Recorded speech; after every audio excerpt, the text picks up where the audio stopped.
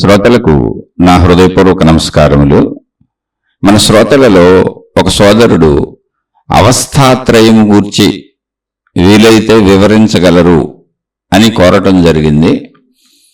ఈ విషయాలను మనం ఇంతకుముందు చెప్పుకున్నాం. అంటే ఇప్పుడు ఈ అవస్థాత్రయము అనేది పుస్తక భాష, శాస్త్ర భాషలో ఆ పేర్లు ఉంటుంది. సహజంగా ఏంటంటే నేను వాడుక భాషలో, అంటే రోజువారీ మనం మాట్లాడుకునేటువంటి పదాలతో అదే భావాన్ని, అదే అర్థాలను ఒక సామాన్యుడు, అంటే ఏ చదువు రాని వ్యక్తి, ఏ విధమైనటువంటి ప్రత్యేక ఆత్మజ్ఞాన గ్రంథాలు చదువుకున్నటువంటి వ్యక్తి, ఒకవేళ మామూలు చదువులు చదువుకున్నా దైవీ సంబంధిత పదాలు తెలీదు, ఆత్మజ్ఞాన చదువు అంటే ఆ గ్రంథాలు చదవని వాళ్ళకి. అందుకని ఆ పదాలను సహజమైన సామాన్య రీతిలో మామూలుగా అందరికీ అర్థమయ్యేలా మాట్లాడే ప్రయత్నం చేస్తున్నా. ఎందుకంటే మనకు విషయం అర్థం అవడమే కావాల్సింది. దీనికి ఏం పెద్ద తెలివితేటలు అక్కర్లేదు, పెద్ద ఏదో పరిశోధనలు చేయక్కర్లేదు, పెద్ద పెద్ద చదువులు అక్కర్లేదు. మనిషి అయి ఉండి, వెనికిడి శక్తి ఉండి, ఎదుటి వాళ్ళు చెబుతుంది అర్థమైతే చాలు. అది కూడా ఎంతవరకు, ఊరుకుని కొంతవరకు. అసలు తనను తాను పరిశీలించుకుంటే అందరికీ అర్థమవుద్ది. తనను తాను పరిశీలించుకోవాలి, తనను తాను గమనించుకోవాలి అనేటువంటి విషయం ఎరుకలోకి వచ్చి తనను తాను గమనించుకోవడం మొదలుపెట్టే వరకు ఎవరో ఒకళ్ళు చెప్పింది అర్థం అవ్వాలంతే. తర్వాత తనకు తానే ప్రయాణించుకుంటూ వెళ్ళిపోతాడు, తానే తెలుసుకుంటాడు, వెతుక్కుంటాడు, అన్ని అన్వేషించుకుంటాడు. అనేక గ్రంథాలు చదువుకోవచ్చు. ఒకళ్ళు చదువు రాదు, గ్రంథాలు చదవాల్సిన అవసరం లేదు. అసలు బోల్డ్ మీద ఉపన్యాసాలు చెప్పారు, బోల్డ్ యూట్యూబ్లో, సోషల్ మీడియాలో ఉన్నాయి. నీకేం కావాలో ఇవి వినండి. ఆ వినికిడిలో సాధారణ భాషలో చక్కగా మాట్లాడుకోదు. ఎందుకంటే చదువు రాని వాళ్ళకు కూడా అర్థం అవ్వాలని. అది ప్లస్ పండిత భాష మాట్లాడే అంత పండితుడిని నేను అసలు కాదు. నేను ముందు సామాన్యుడిని. కొంత ఆ గ్రంథాలు చదవడం వలన ఆ గ్రంథ భాష నాకు అర్థమైన పదాలు కొంత ఉపయోగించగలిగినా, వాటిని సాధారణ స్థాయిలో మానవుడికి రోజువారీ జీవితంలో తన శరీరం, తన మనసు, తన బుద్ధి, తన జీవితం, తనకు సంబంధించినటువంటి విషయాలు ఎలా కొనసాగుతున్నాయో, ఆ శరీర నిర్మాణం ఏంటో, తన జీవితం ఏంటో, ఇది కామన్గా అర్థం అవ్వాలనేది ఉద్దేశం. అందుకని ఆధ్యాత్మిక ప్రచురణలు ఇది రోజు చెప్పుకోవడం, ఈ శీర్షికలు సహజ భాషలో సహజంగా మనకు అర్థం అవ్వాలి. ఎందుకని అది మన శరీరమే. ఇక గ్రంథ భాషలో గ్రంథాలు మహాత్ములు పెట్టిన పేరులతో మనం ఆధ్యాత్మిక గ్రంథాలు చదువుకున్నా, అవి పూర్వకాలంలో వచ్చినటువంటి ఆధ్యాత్మిక గ్రంథాలన్నీ కూడా సంస్కృత భాషలో లిఖించబడి ఉన్నాయి. మూలమంతా సంస్కృతం. అది ఎన్ని వేల లక్షల సంవత్సరాల వెనక నుంచి ఉందో ఎవరికి తెలియదు. ఆ సంస్కృత భాషలో ఉన్నటువంటి వాటిని అనేక మంది పండితులు, జ్ఞానులు, సంస్కృతం వచ్చిన వాళ్ళు ఆ సంస్కృత భాషలో వాటిని నేటి భాషల్లోకి తర్జుమాలు చేస్తున్నారు. అంటే తెలుగు వాళ్ళు సంస్కృతం నుంచి తెలుగులోకి, హిందీ వాళ్ళు సంస్కృతం నుంచి హిందీలోకి, తమిళ వాళ్ళు సంస్కృతం నుంచి తమిళంలోకి, అలా సంస్కృతం నుంచి ఇంగ్లీష్లోకి, అలా ఎవరికి వారు వచ్చిన వారు అనువాదం చేసుకొని వాటిని తెలుసుకొని వాటిని అభ్యసించుకుంటూ సాధనలు చేసుకుంటూ ఎవరికి వాళ్ళు తమ జీవితాలను తెలుసుకుంటూ ముందుకు సాగుతున్నారు. ఇందులో దాన్ని మనకు అన్వయించుకుంటేనే అది ఆధ్యాత్మిక చదువు, నేను చదువుకునే చదువు. అది మనకు అన్వయించుకుంటేనే అది ఆత్మజ్ఞాన చదువు, నేను చదువుకునే చదువు. ఇప్పుడు నా బోటోడు ఇలా వ్యక్తీకరించి చెబుతున్నాడు అనుకోండి, ఇది నాకు చదువు కాదు. నేనేదో నాకు తెలిసిన విషయాలు మీతో పంచుకున్నా, ఇది నాకు చదువు అవ్వదు. అయితే ఇది నేను కొంచెం మననంగా దీన్ని గుర్తుపెట్టుకొని, ఒక మననంగా భావించుకొని, నేను కాసేపు ఈ భావనల్లో ఉంచుకొని, ఈ ఆధ్యాత్మిక భావనల్లో, ఈ దైవీ భావనల్లో ఉంచుకొని వాటిని మననం చేసుకుంటున్నాను అనేది ఒక సాధన, మనన సాధనా ప్రక్రియగా తీసుకుంటే అప్పుడు నాకు ఇది చదువే అవుతుంది. కాబట్టి ఉపన్యాసాలు చెప్పేవాళ్ళు, పుస్తకాల్లోనే విడమర్చి చెప్పేవాళ్ళు, అనేక మంది ప్రవచనకర్తలు, వీళ్ళందరూ కూడా పండితులు, సాధకులు కాదు. సాధకులు వేరు, పండితులు వేరు. అందుకని మీరు పండితులు అవ్వాలా, సాధకులు అవ్వాలా తెలుసుకోండి. సాధకులు అవ్వాలి అంటే మిమ్మల్ని మీరు తెలుసుకుంటే చాలు. మీరు ఏదో అన్ని గ్రంథాలు చదివేసుకోక్కర్లేదు, అన్ని నేర్చేసుకోక్కర్లేదు. అంటే ఈ విషయం ఎందుకు చెబుతున్నానంటే మిమ్మల్ని భాషలు నేర్చుకోవద్దని కాదు. ఇప్పుడు భాషలు నేర్చుకోవడానికి అల్లువిగా అనేటువంటి ఒక కూలి పని చేసుకునే సోదరుడు, ఒక కూలి పని చేసుకునే సోదరి, లేదా ఒక అవ్వో ఒక తాతో ఒక వృద్ధాప్యంలో ఇంట్లో కూర్చొని ఏదో వినగలిగినటువంటి శక్తి ఉండి ఒక పాత సెల్ ఫోన్ ఏదో పెట్టుకొని అందులో యూట్యూబ్లో వినగలిగిన వాళ్ళు కూడా తమను తాము గమనించుకొని మోక్షాన్ని పొందొచ్చు. కాదు మాకు ఉందని మేము నేర్చుకుంటాం, శక్తి ఉంది, సామర్థ్యం ఉంది, మేము అసలు మూల గ్రంథాలకు వెళ్ళి చదువుకుంటాం, సంస్కృతం నేర్చుకుంటాం అంటే మరీ మంచిది. అసలు నాలాంటి మధ్యలో దాన్ని ఎన్ని తర్జుమాలు చేసేసి మార్పులు చేసేసి తన సొంత అభిప్రాయాలు కల్పించి చెప్పాడు, అది ఇంకా మంచిది. కానీ ఒకవేళ అలా అని మేము చదువు లేదు, చదువు రాదు, మేము చదువుకోలేము, మాకు అసలు అంత సమయం లేదు, ఎవరైనా చెప్పింది మేము ఏదో ఒక పావు గంట అరగంట గంట విని దాన్ని అర్థం చేసుకొని సాధన చేసుకోవడానికి వీలవుతుందా అని ఎదురు చూసేటువంటి వాళ్ళకి ఇది బాగా ఉపయోగపడుతుంది. అంటే మీకు చదువు లేకపోవచ్చు, సమయం ఉండకపోవడం అంటే ఏంటి, ధన సంపాదనకే కొంతమందికి జీవితం సరిపోవట్లా. పాపం కూలి పనులు చేసుకునేవాళ్ళు, పేదరికంలో ఉండేవాళ్ళు, ధన సంపాదన సరిపోక కుటుంబాన్ని పోషించుకోలేక భార్య భర్త ఇద్దరూ కష్టపడుతూ, పిల్లలు కూడా కష్టపడుతూ, ఏదో అలా అలా చదువుకుంటూ, ఏదో అలా అలా పిల్లల్ని చదివించుకుంటూ వెళ్ళే వాళ్ళకి సమయం ఉండదు. వాళ్ళు ఏదో పాపం కాసేపు ఎప్పుడన్నా ఒక అరగంట గంట ఏదన్నా విని వాళ్ళు కూడా ఆత్మజ్ఞానాన్ని పొందొచ్చు, మోక్షాన్ని పొందొచ్చు. మోక్షం పొందడానికి మనిషి అన్న ప్రతివాడు అర్హుడే.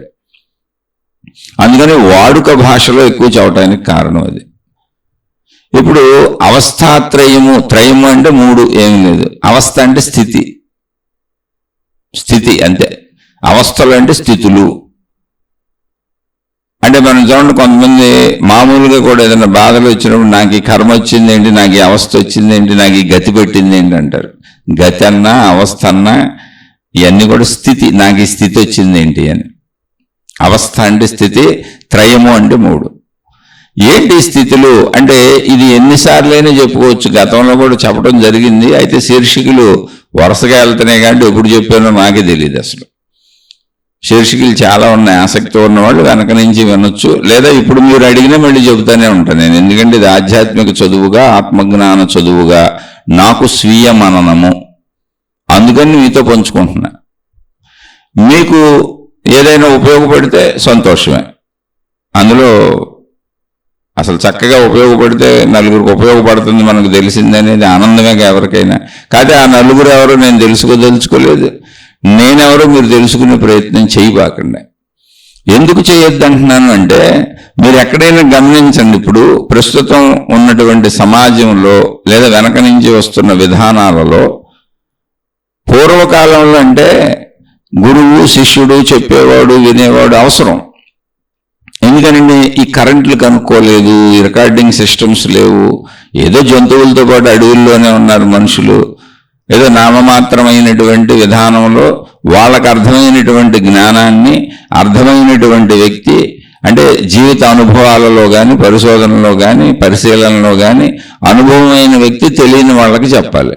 అందుకని మనిషికి చెప్పాలి కాబట్టి చెప్పేవాళ్ళని గురువు అని, తెలుసుకునేవాడిని అడిగి తెలుసుకునేవాడిని శిష్యుడు అని ఆ విధానాన్ని పెట్టి వాళ్ళిద్దరూ కూడా మంచి సంబంధ బాంధవ్యాలు కలిగి ఉండాలి. చెప్పేవాళ్ళని ఎలాగో చెబుతున్నాడు జ్ఞాని కాబట్టి కొంచెం గౌరవించాలి అని చెప్పారు. అలా గురువుకి లక్షణాలు చెప్పారు, శిష్యుడికి లక్షణాలు చెప్పారు. ఇప్పుడు అది అక్కర్లా, మీడియాలో వచ్చేసిన. ఎందుకని, అసలు గురువైనా శిష్యుడైనా గురువు తాను గ్రహించిన జ్ఞానాన్ని చెబుతాడు, శిష్యుడు తాను జ్ఞానాన్ని గ్రహించటానికి వింటాడు. ఇద్దరి మధ్యలో ఉన్నది కేవలం జ్ఞాన సంబంధం. ఇప్పుడు ఆ జ్ఞాన సంబంధం డైరెక్ట్గా జ్ఞానమే, మనిషితో సంబంధం లేకుండా అందగలిగినప్పుడు ఎవరైనా చెప్పేయచ్చు. మనిషితో సంబంధం లేకుండా అంటే ఎవరిదో గొంతు, కానీ అది అర్థమయ్యేలా ఉండి చక్కగా అవగతమయ్యేలా ఉండి అసలు ఆ మనిషితో మనకు అవసరం లేదు, ఆ విషయం వింటే సరిపోద్ది. ఇప్పుడు ఆ మనిషిని దేవుణ్ణి చేయక్కర్లేదు, ఆ మనిషిని గురువుని చేయక్కర్లేదు, ఆ మనిషిని మహాత్ముని చేయక్కర్లేదు, ఆ మనిషికి మనం ఫీజులు చెల్లించక్కర్లేదు, ఆ మనిషికి మనం నమస్కారాలు పెట్టక్కర్లేదు, ఆ మనిషికి మనం కృతజ్ఞతలు చెల్లించక్కర్లేదు. ఎందుకని, మళ్ళీ అది కూడా ఉంది. ఎందుకని అంటే జ్ఞానం ఉచితం, అది మేధస్సులోంచి వచ్చింది, దానికి ఎవరో ఏం శ్రమపడింది ఏం లేదు ఇక్కడ. అది మేధస్సులోంచి వచ్చినటువంటి జ్ఞాన సంపద. అది కూడా ఏంటి, ఎవరి పని చేసుకుంటూ, ఇప్పుడు నేను చెబుతున్నాను నా వరకు నేనైతే నా బతుకు నేను బతుకుతూ, నా గొడవ నేను పడుతూ, నాకు మిగిలిన సమయంలో కొంత సమయం కేటాయించుకొని గంటన్నర చెబుతాను, దాన్ని ఏదో ఎడిటింగ్ చేసుకొని పెడతాను, మీకు 3-4 గంటలు అవుద్ది అంతే. అది నాకు ఆ సమయం ఉంది. ప్లస్ చదవడానికి నేనేం కష్టపడక్కర్లేదు. 40 ఏళ్ళ నుంచి ఇదంతా చదువుకున్నాను, నేను చదువుకున్నాను మీకు అప్పచెబుతున్నాను, అంతే, ఏమీ లేదు. కాబట్టి ఏముంది ఇందులో పెద్ద విషయం? ఇలా ఎవరు చెప్పినంతే, ఎవరు చెప్పినా వాళ్ళు నేర్చుకుని చెబుతున్నారు, వాళ్ళు తెలుసుకుని చెబుతున్నారు. వాళ్ళు నేర్చుకుంది తెలుసుకుంది. ఇప్పుడు ఒక బిడ్డ పుట్టినప్పుడు ఎవరైనా బిడ్డగా నేర్చుకునేది ఎక్కడి నుంచి నేర్చుకుంటారు? ఆల్రెడీ ప్రపంచంలో ఉన్న దాంట్లోంచి నేర్చుకుంటారు. అందుకని ఆధ్యాత్మిక జ్ఞానం అనేది ముందు తరాల నుంచి మనకు అందించబడుతూ వస్తుంది. అది పుస్తకాల రూపంలో ఉంది, ప్రవచనాల రూపంలో ఉంది, ఉపన్యాసాల రూపంలో ఉంది, అనేక రూపాల్లో మనకు అందుబాటులో ఉంది. అది మన ముందు తరాల వాళ్ళు ఆల్రెడీ అన్వేషించి కనుక్కొని మొత్తం వాళ్ళు అనుభూతి చెందేసి ఆ పరీక్షలు రాసేసి పాస్ అయిపోయి అది సత్యమని నిరూపణ చెంది మీరు ఇలా ముందుకు వెళ్ళొచ్చు అని చెప్పారు. వాళ్ళు అది ఉచితంగానే కదా ప్రపంచానికి ఇచ్చారు. దాన్ని మళ్ళీ మనం ఎందుకు నమస్కారాలు పెట్టించుకొని దండాలు పెట్టించుకొని మనం గురువులు అయిపోయి మహాత్ములు అయిపోయి దేవుళ్ళు అయిపోయి పూజలు అందేసుకొని ఎందుకు పక్క వాళ్ళకి ఇవ్వటం? అందరూ మనుషులు ఒకటే కదా. శరీరం ధరించినాక దేవుడైనా భూమి మీద కష్టాలే పడెళ్ళాడు. దేవుడికి కూడా అంటే సుఖాలు పడలేదని కాదు, కష్ట సుఖాలు ఇద్దరికీ ఒకటే. మీరు దేవుడు అనండి, మీరు మహాత్ముడు అనండి, మీరు మామూలు మనిషి అనండి, అవేగా చరిత్రలో. రామాయణం ఏంటి? శ్రీరామచంద్రుల వారు మనలాగానే ఒక మామూలు మనిషిగా ఎన్ని వస్తాయి అన్ని సమస్యలు పడ్డారు, కానీ ఆయన దేవుడే. అలాగే శ్రీకృష్ణుల వారు ఏంటి చరిత్ర ఏంటి? ఆత్మబోధన భగవద్గీతగా చెప్పారు. ఆయన చెప్పింది ఆత్మజ్ఞానం. అటువంటి మహాత్ములు అందించిన ఆత్మజ్ఞానాన్ని మనం చదువుకుంటున్నాం.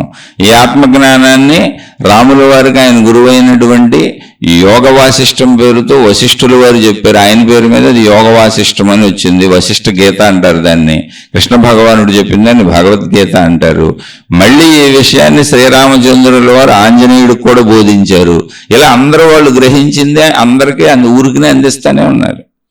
అయితే పూర్వం ఎందుకు గురువులను అంత గౌరవించమన్నారు, వాళ్ళ గురువులు అనమన్నారు అంటే మనిషే మనిషికి చెప్పవలసిన వ్యవస్థ. మళ్ళీ తెలుసుకోండి. ఇప్పుడు మనిషికి చెప్పవలసిన అవసరమే లేదు. ఎవరో ఎక్కడో యాక్ట్ చేసేసి షూట్ చేసేసి తయారు చేసేసిన టీవీ సీరియల్స్ సినిమాలు ప్రపంచవ్యాప్తంగా వెళ్ళిపోతున్నాయి. మొత్తం ప్రపంచవ్యాప్తంగా.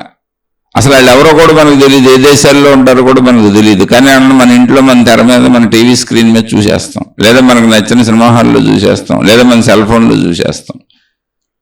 అందులోంచి మనం మంచో చెడో ఏదో గ్రహిస్తాం, లేదా ఎంటర్టైన్మెంట్ కాసేపు అనుకుంటాం, వెళ్ళిపోతాం. కానీ ఆధ్యాత్మికత కూడా అలా అందుబాటులోకి వచ్చేసింది విజ్ఞానం పెరిగినాక. కాబట్టి ఒక గురువు కాదు, లక్షల మంది గురువులు చెప్పినవన్నీ నేర్చు. నువ్వు ఏది కావాలంటే అది ఉంది. ఆధ్యాత్మిక సంబంధించిన విషయాలు అనంతమైనటువంటి ఆధ్యాత్మిక సంపద సోషల్ మీడియాలోకి వచ్చేసింది ఇప్పుడు. అందుకని నేను ఏదో ఒకటే వింటాను, ఒకటే చేస్తాను. పూర్వం ఒకే గురువు దగ్గర ఎందుకు ఉండమన్నారు అంటే ఆ గురువు అసలు మొత్తం ఏం చెబుతాడో నేర్చుకో. ఒక సంవత్సరం ఇప్పుడు మామూలుగా మన పిల్లోడిని ఏదైనా స్కూల్లో వేసాం, నర్సరీకి ఈ స్కూల్లో వేసి, ఎల్కేజీకి ఆ స్కూల్లో వేసి, 1వ తరగతికి ఆ స్కూల్లో వేసి, 2వ తరగతికి ఈ స్కూల్లో వేసి, 3వ తరగతికి ఇంకో స్కూల్లో వేసి ఇలా మార్చుకుంటూ వెళ్ళిపోతున్నాం అనుకోండి. అసలు ఆడు ఎప్పటికప్పుడు ఆ స్కూళ్ళు ఊళ్ళు అన్ని కన్ఫ్యూజ్ అయిపోతాడుగా. కొన్నాళ్ళేమో తమిళనాడులో వేసి, కొన్నాళ్ళేమో కర్ణాటకలో వేసి, కొన్నాళ్ళేమో మహారాష్ట్రలో వేసి, కొన్నాళ్ళేమో తెలుగులో చదివించి రకరకాల గందరగోళం అయిపోడు.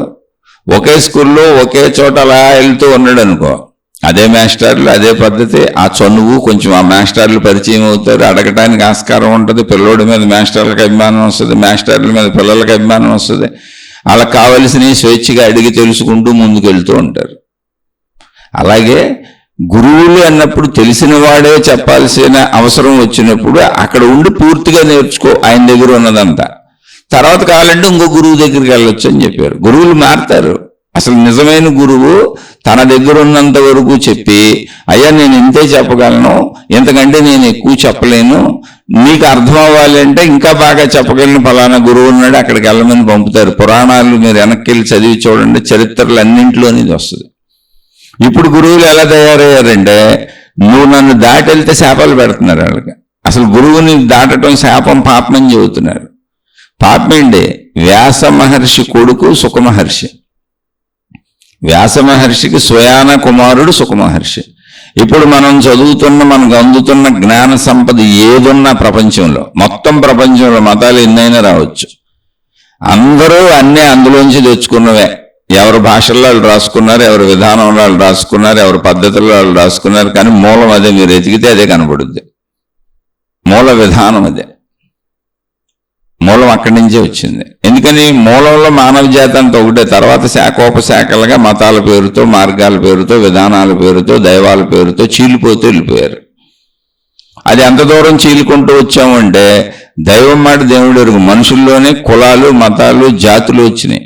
ఈ కులం వాళ్ళు ఆ కులం వాళ్ళని చేసుకోకూడదు, ఆ కులం వాళ్ళు ఈ కులం వాళ్ళని చేసుకోకూడదు, ఇలా వర్ణ వ్యవస్థలు ఏర్పాటైపోయింది. అది ఏదో కాలంలో జరిగింది. ముందు గుర్తింపుల కోసం పెట్టుకున్నారు, అవన్నీ వ్యావహారిక సత్యాలు. తర్వాత ఆటినే పట్టుకొని ఏలాడేవాళ్ళు కొంతమంది మొదలయ్యారు. అందులో విజ్ఞానం ఉన్నోళ్ళు వాటిని పట్టుకు ఏలాడట్లేదు, మూర్ఖులు వాటిని పట్టుకు ఏలాడుతున్నారు. ఎందుకంటే అవి కేవలం పేర్లు తప్ప వాటికి విలువ లేదు. మనిషికి మానవ జాతి మధ్యలో వచ్చినటువంటి జాతి భేదాలు, మత భేదాలు, కుల భేదాలు ఏవైనా సరే ఇవన్నీ కూడా వ్యావహారిక సత్యంగా ఏర్పాటు చేసుకున్నాం. అవి అవసరం లేదంటే వ్యవహారిక సత్యంగా అవసరమే. వ్యవహారంలో వీళ్ళెవరు వాళ్ళెవరు తెలియటం కోసం వ్యవహారిక సత్యం ఇది. కానీ పూర్ణ సత్యం ఏంటంటే మొత్తం మానవ జాతి అందరూ మనుషులే. మనుషులందరూ ఒకటే. అవే 2 కాళ్ళు, అవే 2 చేతులు, అవే 2 కళ్ళు, అవే 2 చెవులు, అంతా ఒకటి. శరీర పనితీరు అందరికీ ఒకటే, ఏమీ మారదు. అటువంటి వ్యవస్థలో వచ్చిన మనం ఆ సత్యాన్ని కూడా గుర్తించాలి. అలా ముందున్న మానవ జాతి అంటే మతాలు రాకముందు, మార్గాలు రాకముందు, చీలిపోకముందు, జాతి మత కుల భేదాలు రాకముందు మానవ జాతికి సంబంధించిన విషయాలన్నీ కూడా ఎటువంటి విభేదం అంటే ఎవరు వాళ్ళ సొంత పేర్లు పెట్టుకోకుండా, మత పేర్లు పెట్టుకోకుండా, దేవుళ్ళ పేర్లు పెట్టుకోకుండా సత్యాలను చెప్పుకుంటూ వచ్చారు. వాళ్ళు గ్రహించిన సత్యాలను అలా స్టార్టింగ్లో అలా ఉన్నాయి. తర్వాత వాటిల్లోంచి ఎరుకొని మతాలు, మార్గాలు అంటే కుల మత జాతి భేదాలు ఎలా చేసుకున్నాం అలాగే మతాలు, మార్గాలు, దేవుళ్ళు అనేకమైపోయినాయి. మళ్ళీ ఇప్పుడు కూడా మీరు గమనించండి, కొత్త దేవుళ్ళు వస్తానే ఉన్నారు, కొత్త గురువులు వస్తానే ఉన్నారు, కొత్త మార్గాలు వస్తానే ఉన్నాయి, కొత్త విధానాలు వస్తానే ఉన్నాయి. ఇంకా శాఖోపశాఖలుగా చీలిపోతానే ఉంటాయి. ఎందుకంటే మనిషిలో ఏదో ఒక గుర్తింపు స్వభావం ఉంది. నేను చెప్పాను, నేను గుర్తింపు, నా ద్వారా జరిగింది, నేనే చేశాను అని ఒకటి నేను అనేది ఏర్పరుచుకోవాలి. ఆ గుర్తింపు స్వభావం ప్రతి సగటు మనిషిలోనూ ఉంటుంది. కానీ ఆధ్యాత్మికతలో అది స్టార్టింగ్లో ఉన్న మహాత్ములు ఆ అహంకార గుర్తింపుతో తయారు చేసుకోలేదు. అహంకారాన్ని నిర్మూలించుకొని సత్యాన్ని అన్వేషించారు. తర్వాత అహంకారాన్ని కలగలుపుకున్నటువంటి మార్గాలు ఏర్పడినాయి మతాలు. మా మతం అన్నప్పుడు అహంకారపూరితం. నేను తయారు చేశాను, నాది, నా విధానం, నా పద్ధతి, నా మార్గం, ఇందులోంచి వెళ్ళాలి. అందుకని ఎంతో కొంత అహంతో తయారైనప్పుడు అది విభజనలు వచ్చినాయి. ఆ విభజనలే మతాలు, మార్గాలు, విధానాలు, పద్ధతులు. అందుకని అవి పట్టుకొని మనం కూడా నా మతం కరెక్టు, నా మార్గం కరెక్టు, నా దేవుడు కరెక్టు, నా గురువు కరెక్టు అని అంటున్నాం. అది తప్పో రైటో ఎవరు వివేకవంతులకి ఎలా అయితే అలా వెళ్ళిపోవటమే, ఎలా అర్థం చేసుకెళ్ళిపోవటమే. ఇక్కడ ఆత్మజ్ఞానం అన్నప్పుడు ఏంటంటే ఇంక ఈ విభేదాలు ఉండవు. అదే అసలు ఆత్మజ్ఞాన చదువు, ఆధ్యాత్మిక చదువు ఏంటంటే మనుషుల మధ్య జాతి మత కుల విభేదాలే కాదు నాయన, అసలు సృష్టిలోనే నీకు విభేదంగా కనపడుతున్న జాతుల్లో కూడా విభేదం లేదు.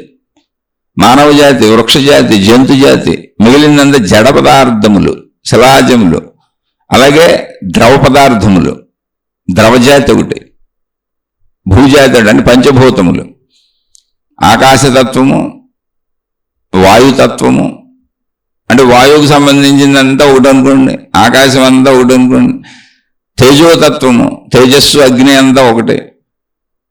అలా అక్కడి నుంచి ద్రవతత్వము, భూతత్వము, మళ్ళీ పంచభూతాలు కాక మనం చెప్పుకున్నటువంటి పంచభూతాల కలయికలతో ఏర్పడినటువంటి మానవ జాతి, జంతు జాతి, వృక్ష జాతి, ఇవి కాక మొత్తం పంచభూతాలు, ప్రకృతి అంతా. ఆ పంచభూతాల్లోనే భూమి ఉంది, నీరు ఉంది, వెలుగు ఉంది, తేజస్సు ఉంది, అగ్ని ఉంది, అక్కడ వాయువు ఉంది, అక్కడ ఆకాశం ఉంది. ఇవన్నీ వేరువేరుగా లేవు. ఇదంతా కూడా ఏకమే, ఒకేటే, మొత్తం సమస్తం ఒకటే. అంటే ముందు మానవుల్లో కులమత జాతి భేదాలు తీసేస్తే, మత భేదాలు తీసేస్తే మానవులంతా ఒకటే. అది కామన్ సెన్స్ పాయింట్, ఎవరికైనా తెలుసు. కానీ తీయం మనం బొట్టుగా ఏలాడుతూ ఉంటాం. అది నీ పర్సనల్ ఇష్టం, నిన్ను ఏలాడొద్దని ఎవరో చెప్పలేదు. అందరికీ అన్ని రకాల స్వేచ్ఛలు ఉన్నాయి.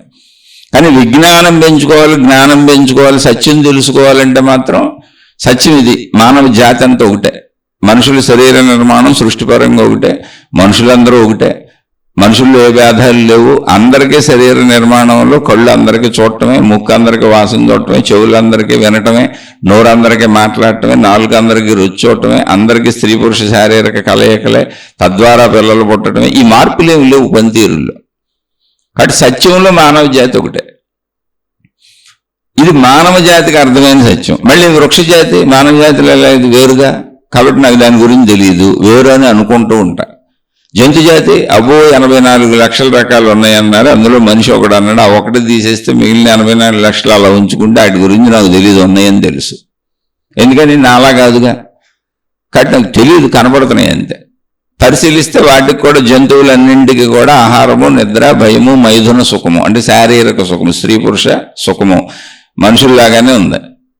కాబట్టి వాటితో ఈక్వల్గానే ఉన్నాయని రూపురేఖలు, వాటి ఆయుష్ ప్రమాణము ఇవన్నీ చాలా భేదాలుగా ఉన్నాయి. అందుకని నాకు జంతువుల గురించి తెలియదు. ఇకపోతే అసలు జంతువుల గురించి, కదిలే జంతువుల గురించే తెలియదు, నేను తింటున్న చెట్ల గురించే తెలియదు, అవి ఉపయోగించుకొని నేను బతుకుతున్న ఆహార పదార్థాలన్నీ అక్కడి నుంచి వస్తున్నప్పుడు ఇంకా నాకు భూమి జడ పదార్థాల గురించి ఏం తెలుసు, కాబట్టి అసలు తెలియదు. నాకు తెలియనటువంటి ఈ తత్వాన్ని తెలుసుకునే ప్రయత్నం ఆధ్యాత్మికత. నాకు ఎక్కడి వరకు నేను ఆలోచిస్తే కామన్ సెన్స్ పాయింట్లో నాకు ఏం తెలుస్తుందంటే, ఇప్పుడు కులము, మతము, జాతి అనేవి వెనక్కి వెళ్ళి చూస్తే అసలు కులాలు ఎలా ఏర్పడినాయి మనుషుల్లో అంటే, కులాలన్నీ కూడా మనుషులు చేసే వృత్తుల్ని బట్టి పిలిచారు. ఒక ఆయన ఎవరో మట్టితో కొండలు చేసే నైపుణ్యం ఉంది, ఆయనకి ఆ ఇంట్రెస్ట్ ఉంది, ఆయన చేతులు మెలుగులు తిరుగుతాయి, చక్కగా ఆయన బ్రెయిన్ అలా తయారు చేస్తుంది. అందుకని ఫస్ట్ పాత్రలు తయారు చేశారు ఎవరో, వాళ్ళని కుమ్మరి వాళ్ళని పిలిచారు. అంటే కుండలు చేస్తే మట్టితో వృత్తి చేస్తారు. అలా కొంతమంది చెక్కలతో చేయగలిగారు, కలపతో, వాళ్ళని వడ్రంగి వాళ్ళని పిలిచారు. అలా ఎవరు ఏ వృత్తులు చేస్తుంటే ఆ వృత్తి పేరులతో పిలిచారు. అంటే ఐడెంటిఫికేషన్ కోసం వచ్చింది ఇది. ఇప్పుడు ఫలానా సుబ్బారావు అని చెప్పాలంటే సుబ్బారావులు బోల్డ్ మంది ఉన్నారు, రామారావులు బోల్డ్ మంది ఉన్నారు, కృష్ణారావులు బోల్డ్ మంది ఉన్నారు. ఇప్పుడు ఎవరో అని తెలియటం కోసం వృత్తి పేరులతో చెప్పారు. ఫలానా కుండలు చేసే సుబ్బారావయ్య అని, ఓ అతనా, ఓకే. లేదా ఫలానా వడ్రంగి పని చేసే సుబ్బారావయ్య. అలా వచ్చేటప్పటికి ఏమైంది, కాలగమనంలో వేల సంవత్సరాలలో ఆ వృత్తుల పేర్లు కులాల పేర్లుగా వచ్చేసినాయి, కులాలైనాయి. అంటే జ్ఞాపకం పెట్టుకోవడానికి బలంగా ఏర్పాటు జరిగింది అంతే, అంతకు మించి ఏం లేదు. అందరూ మనుషులే, తక్కువ ఎక్కువ అని ఏం లేదు. అది తెలుసుకోండి. ఇది కామన్గా ఇలా ఆలోచించుకుంటూ వెళ్ళామనుకోండి, మొత్తం మనుషులే, శరీర పనితీరు ఒకటే, ఈ కులాలు ఇవన్నీ వ్యావహారిక సత్యంగా వృత్తులను బట్టి వచ్చినాయని అందరికీ అర్థమవుద్ది. ఇది కామన్ భౌతిక సత్యమే, కొంచెం ఆలోచిస్తే అర్థమైపోద్ది. మనుషుల మానవ జాతి అంతా ఒకటే. కానీ జంతు జాతికి మానవ జాతికి భేదం ఉందే. 84 లక్షల రకాలు అంటున్నారు అక్కడ అంటున్నారుగా. అలా చూసినప్పుడు పంచభూతములు ఇవన్నీ వేరుగా కనపడుతున్నాయి, మనిషి వేరుగా కనపడుతున్నాడు, చెట్లు వేరుగా కనపడుతున్నాయి, మనిషి వేరు. కాబట్టి నాకు విశ్వం అర్థం కావట్లా. మానవ జాతి అంతా ఒకటే అంటే నేను మనిషిని కాబట్టి నాకు అర్థమవుతుంది. అప్పుడు మరి నాకు విశ్వంతో ఉన్న కనెక్షన్ ఏంటి, నేను మనిషిగా బతకాలి అంటే పంచభూతాల ఆధారంగానే బతుకుతున్నాను, అనేకం నాకు సహకరిస్తుంటేనే ఇక్కడ బతుకుతున్నాను, మొత్తం యూనివర్స్, విశ్వం, ప్రకృతి నాకు సహకరిస్తేనే నేను బతుకుతున్నా. ఇది అర్థమవుతుంది మళ్ళీ. అప్పుడు ఆ కనెక్షన్ ఏంటి, అసలు ఇది అంతా ఎందుకు ఉంది అనేటువంటి ఈ తత్వాన్ని ఆధ్యాత్మిక చదువు, ఆత్మజ్ఞాన చదువు అంటారు. మనిషిగా నేను నా గురించిన, సృష్టి గురించిన పూర్తి విశేషాలను తెలుసుకునే ప్రయత్నం చేస్తున్నా. అదే ఆధ్యాత్మిక చదువు, ఆత్మజ్ఞాన చదువు. ఆ విధానంలో సాగినటువంటి వాళ్ళని ఋషులు, మునులు, యోగులు, తపస్సంపన్నులు అన్నారు. అని మహర్షులు, మహాత్ములు, ఎన్ని పేర్లేని పెట్టుకోండి మీరు. ఆ అనుభవాన్ని పూర్తిగా పొందేసిన వాళ్ళు ఇంకొకళ్ళకి చెప్పడం మొదలు పెట్టారు. మాకు అర్థమైపోయింది, సృష్టి అంతా మాకు అర్థమైపోయింది, దాని విధానం అర్థమైపోయింది. ఏంటి అర్థమైందంటే, మనుషులంతా ఒక్కటే అనే భావన సామాన్యంగా మనకు ఎలా తెలుస్తుందో సృష్టి మొత్తం ఒక్కటే అనే భావన మాకు తెలిసింది అని చెప్పారు. అదేంటండి ఇంత భేదంగా ఉంది కదా, ఎట్లా తెలిసింది మీకు సృష్టి మొత్తం ఒకటే అనేటువంటి ప్రశ్నలు ఉద్భవించినాయి. అప్పుడు చెప్పారు, సృష్టి మొత్తం ఒకటే అంటే కనపడుతున్న సృష్టి భిన్నంగానే ఉంది, అంత విడివిడిగానే ఉంది, వేరువేరుగానే ఉంది. ఇది అబద్ధమేం కాదు, ఇది నిజమే. కానీ దీనికి ఆధారంగా ఉన్న శక్తి ఒక్కటిగానే ఉన్నది. ఆ శక్తి యొక్క అనేక విభిన్న రూపాలు, దాని వ్యక్తీకరణలే సృష్టి. ఆ శక్తే పంచభూతాలుగా తనలో తనను తాను వ్యక్తీకరించుకుంది. ఆ పంచభూతాలు నిరంతరం కలుస్తూ మళ్ళీ అందులోనే ఈ సృష్టి జరుగుతుంది. అంటే సృష్టి అంతా శక్తిలోనే ఉన్నది. శక్తి యొక్క వ్యక్తీకరణ మనకు అనేకమైన సృష్టిలా కనబడుతున్నది. శక్తి వేరు సృష్టి వేరు కాదు. మనకు సృష్టి కనబడుతుంది, శక్తి కనబడతలేదు. కాబట్టి మరి ఇప్పుడు మరి ఓకే శక్తి మీకు ఎలా తెలిసింది అని అడిగారు. మాలో మేమే కనుక్కున్నాం దాన్ని అన్నారు. అదేంటి మాలో మనకి శక్తి అర్థమవుద్దా అన్నారు. ఎందుకు అర్థమవుతుంది? మరి నువ్వు చచ్చిపోతే ప్రాణం పోయిందని మనం మనుషుల్ని కాల్ చేయటం పూర్తి చేయటం, జంతువుల్ని కాల్ చేయటం పూర్తి చేయటం, చెట్లు కూడా చచ్చిపోయినాయి అని చెప్పుకుంటున్నాం కదా. మనం ఎండు పొలాలు తెచ్చుకొని అన్ని పొయ్యిలో పెట్టేసి బూడిచ్చేసేస్తున్నాం కదా. వాటిని సామాన్య సత్యమే కదా, మరణిస్తున్నాడు ప్రాణం పోయింది అంటున్నాం కదా. ఆ ప్రాణమే శక్తి అన్నాడు. నువ్వు పోయిన ప్రాణం అన్నావు చూసావా, అదే శక్తి. అయితే ప్రాణం అన్నప్పుడు ఒక మనిషిగా నాలో భావించుకున్నాను కాబట్టి, జీవుడని వేరు భావనలో ఉన్నాను కాబట్టి, నేను పరిమితంగా నన్ను నేను భావించుకుంటున్నాను కాబట్టి, ఆ పరిమిత భావనలో అనుకుంటున్నాను కాబట్టి ప్రాణశక్తి అన్నారు. అంటే నా లోపల ఏదో ఉన్న ప్రాణం ఎగిరిపోయింది అనేది నా ఉద్దేశం. బెలూన్లో గాలి వెళ్ళిపోయినట్టు అలా భావించుకున్నాను నేను. అందుకని ప్రాణం అన్నాం. కానీ ఎవరికైతే తెలియని వాళ్ళకి అలా చెబుతున్నాం. కానీ ప్రాణశక్తే విశ్వశక్తి, మొత్తం శక్తి ఏకంగానే ఉంది అన్నారు, విడివిడిగా లేదు అన్నారు. మరి దాన్ని మేము ఎలా తెలుసుకోవాలి అన్నారు. ఎలా తెలుసుకోవటం ఉంది? నీలోనే కదా ప్రాణశక్తి ఉంది, అది లేకపోతే నువ్వు కూడా చనిపోయావు అంటున్నారు కదా. కాబట్టి నువ్వు శరీరం ఉండగానే ఇదిగో ఇలా ప్రయత్నించుకో మేము చెబుతాం. బయట ఇప్పుడు మన శరీర అవసరాల కోసం నువ్వు బయట తిరుగుతున్నావు, ప్రపంచంలోకి పోతున్నావు కదా. ప్రపంచంలోకి వెళ్ళి వృత్తి వ్యాపార ఉద్యోగాలు చేసుకొని ధన సంపాదన చేసుకొని తద్వారా నీకు కావలసినవి పొంది నువ్వు అన్నిటినీ పంచేంద్రియ సుఖాలను అనుభవిస్తూ బతుకుతున్నావు కదా. బతకడానికి నువ్వు నిరంతరం ప్రయత్నించుకుంటున్నావు, ప్రయత్నం ద్వారా పొందుతున్నావు, పొందిని అనుభవిస్తున్నావు, అనుభవించి మళ్ళీ బతుకుతున్నావు. ఇంతగా జరుగుతుంది. అది ఓకే, రొటీన్ గల శరీర బ్రతుకు అలాగే బ్రతుకు, అది తప్పేం కాదు. అలాగే బతకాలి కూడా ఈ ప్రపంచంలో. ఆ బ్రతుకుని దెబ్బ కొట్టుకోకుండా సమయాన్ని కొంత మిగిల్చుకొని బయటకు వెళ్ళటం మానేసి నీ లోపలకు నువ్వు వెళ్తే ప్రాణశక్తి నువ్వే గనుక, నీదే గనుక, నీలోనే ఉంది గనక నీకు అర్థమవుతుంది అన్నారు. ఎందుకని తెలియని మానవుడికి చెబుతున్నప్పుడు నీ లోపల ఉందని చెప్పారు. అది నీకు అనుభవం అవ్వాలి. అనుభవం అయితే ఏం తెలుస్తుంది అంటే మొత్తం ఉన్నదంతా ప్రాణశక్తే, ఏకంగా ఉంది అన్నప్పుడు దాన్ని ప్రాణశక్తి అనకూడదు. ఎందుకని ప్రాణిలో, పరిమిత ప్రాణిలో బెలూన్లో గాలి ఉన్నట్టుగా పరిమిత ప్రాణిలో ఉన్నది అన్న భావనలో ఉన్న జీవికి ప్రాణశక్తి అని చెబుతున్నాం. ఒరిజినల్గా ఉన్నదంతా ఏకశక్తి అన్నప్పుడు దానికి ఆత్మశక్తి అని పేరు పెట్టారు. అది విచ్ఛిన్నంగా లేదు, విడివిడిగా లేదు, ఏకంగా ఉంది. అంటే ఎలా ఉంది అంటే ప్రాణశక్తిలోనే సృష్టి ఉంది, సృష్టిలో నువ్వు ఉన్నావు. అంటే ఉన్నదంతా ప్రాణశక్తి, దానిలో సృష్టి ఉంది, దానిలో నువ్వు ఉన్నావు. అంటే నువ్వు ప్రాణశక్తిలోనే ఉన్నావు, నువ్వు సృష్టిలో ఉన్నావు, సృష్టి ప్రాణశక్తిలో ఉంది. ప్రాణశక్తి వలన సృష్టి ఏర్పడుతుంది, సృష్టి వలన నువ్వు ఏర్పడ్డావు. కాబట్టి మొత్తం ప్రాణశక్తిలోనే ఉంది. మళ్ళీ నువ్వు వెళ్ళి సృష్టిలో కలిసిపోతావు. సృష్టి అంటే పంచభూతాత్మకమైనటువంటి సృష్టి. మనిషి చచ్చిపోతే ఏమైనా తీసుకెళ్లి భూమిలో బాధ పెట్టేస్తాం, మిగిలింది మనకు తెలియదు. కానీ పంచభూతాల్లో కలిసిపోతున్నాయి. ఎక్కడైనా జరుగుతుంది అది, మనుషులకైనా జంతువులకైనా చెట్లకైనా దేనికైనా. మిగిలినవి మనం గమనించలేకపోతున్నాం. మన స్థాయి సరిపోదు, మన ఆయువు సరిపోదు. అలా గమనికలో తెలుస్తుంది. కాబట్టి నీకు తెలిసిన విషయాలతోనే ప్రయాణించి ఇందులో పెద్ద అద్భుతం ఏమి లేదు, మహిమలు లేవు, మాయలు లేవు అని చెప్పారు. అదే ఆత్మజ్ఞాన చదువు, ఆధ్యాత్మిక చదువు. కావాలంటే చదువుకొని చెబుతాం అన్నారు. అలా చదువుకోండి చెబుతాం అన్నటువంటి మహర్షులు ఏర్పరిచినటువంటి విధానంలో వాళ్ళు ఆ తత్వజ్ఞాన సారాన్ని తీసుకొని ఆ ఇంట్రెస్ట్ ఉండి దగ్గరకు వచ్చిన వాళ్ళకి చెప్పారు. అలా ఇంట్రెస్ట్ ఉండి దగ్గరకు వచ్చి అడిగిన వాళ్ళని శిష్యులు అన్నారు, చెప్పిన వాళ్ళని గురువులు అన్నారు. పూర్వకాలంలో చెప్పాం, ఈ కరెంటులు లేవు, రికార్డులు లేవు, ఈ వ్యవస్థలు లేవు. మనుషులు కూడా అడవుల్లోనే అక్కడక్కడ జంతువులతో పాటు చిన్న చిన్న సమూహాలుగా జీవించినటువంటి కాలం కనుక అప్పుడు మనిషికి చెప్పాలి కనుక గురు శిష్య పరంపర వచ్చింది. కాబట్టి నువ్వు ఆ గురువును మెప్పించకపోతే, ఇప్పుడు మనుషుల సహజ స్వభావం ఏంటి చెప్పండి? మనకి ఈర్ష్యలు, అసూయలు, ద్వేషాలు, కోపాలు, తాపాలు, గుర్తింపులు, ఆనందాలు అన్నీ ఉంటాయిగా. కాబట్టి ఆ గురువుని మెప్పించి సంతోషపరిచి నువ్వు ఆయన్నే నచ్చినట్టుగా ఉంటేనే ఆయనకో ఆమెకో నీకు ఆనందంతో వాళ్ళకి తెలిసిన సత్యాన్ని చెబుతారు. నువ్వు వాళ్ళ దగ్గరికి వెళ్ళి పెద్ద హీరోలాగా నుంచొని నాకు అది చెప్పండి వాళ్ళు ఎందుకు చెబుతారు? చెప్పరు కదా. అందుకని అక్కడ ఫోజులు కొట్టబాక అని శిష్యులు లక్షణాలు చెప్పారు. గురువు యొక్క లక్షణాలు అంటే నిజమైన గురువు ఎవరో మళ్ళీ నువ్వు ఆయన్ని గుర్తించాలి కదా. ఒక దొంగ గురువు చేతిలో పెడితే మళ్ళీ నీ జీవితం పాడైపోద్ది కదా. కాబట్టి నిజమైన గురువు లక్షణాలు చెప్పారు. ఇప్పుడు అసలు అవసరత లేదు. నువ్వు నిజ గురువు అవసరం లేదు, దొంగ గురువు అవసరం లేదు. అది నీ ఇంటికి వచ్చేస్తుంది, గ్రంథాలు దొరికేస్తున్నాయి, చదువుకోవచ్చు. నువ్వు అనేక మంది మహాత్ములు వాటిని విశదీకరించి చెబుతున్నారు, నువ్వు చదువుకోవచ్చు. కొంతమంది మహాత్ములు ఏదైనా నువ్వు సందేహాలు అడిగితే వాళ్ళు ఇందులోనే చెప్పేస్తారు. నువ్వు ప్రత్యక్షంగా వాళ్ళ దగ్గరికి వెళ్ళక్కర్లా, వాళ్ళకి ఫీజులు కట్టక్కర్లా, వాళ్ళకి కాళ్ళ మీద పడక్కర్లా, వాళ్ళకి వంగి వంగి దండాలు పెట్టక్కర్లా, వాళ్ళని మెప్పించక్కర్లా అసలు ఏ రకంగాను. ఎందుకని మనిషితో పని లేదు ఇక్కడ, జ్ఞాన ప్రక్రియ ఇది.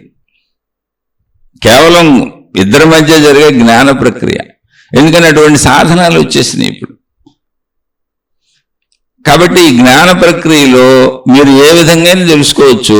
ఇలా చెబుతున్న వాళ్ళే ఆఫర్లు కూడా ఇస్తున్నారు, బోర్డు మీద డౌట్లు ఉంటే అడగండి చెబుతామని. అసలు డౌట్లే లేకుండా కొన్ని లక్షల రకాలుగా వ్యక్తీకరించేశారు ఆల్రెడీ. మీకు డౌట్ రానంత ఉంది, మీరు ఎత్తుక్కోవటమే. ఇక్కడ మీరు ఎత్తుక్కోగలిగితే అంత సాహిత్యం ఉంది ఇక్కడ. ఆల్రెడీ ఇచ్చేసి వెళ్ళిపోయారు, ఉపన్యాసాల రూపంలో చెప్పేసి వెళ్ళిపోయారు. ఒకళ్ళు కాదు, ఇద్దరు కాదు, లక్షల మంది, కోట్ల మంది, ఇంకా భవిష్యత్తులో కోట్ల మంది చెబుతూనే ఉంటారు. కాబట్టి ఇప్పుడు గురువు అనేది నీకు మనిషి కాదు, జ్ఞానం. నీకు ఆసక్తి ఉంటే నువ్వు ఎత్తుక్కుంటావు అంతే. నువ్వు ఎంత ఎత్తుక్కుంటే అంత నీకు అర్థమయ్యేలా చెప్పబడిన వివిధ రకాలుగా చెప్పబడినటువంటి విధానాలు అందులో ఉన్నాయి. నీకు అర్థమయ్యే వరకు ఎత్తుక్కో అంతే. కాబట్టి ఇక్కడ వ్యక్తి ప్రాధాన్యత లేదు, ఇది గుర్తుపెట్టుకోండి.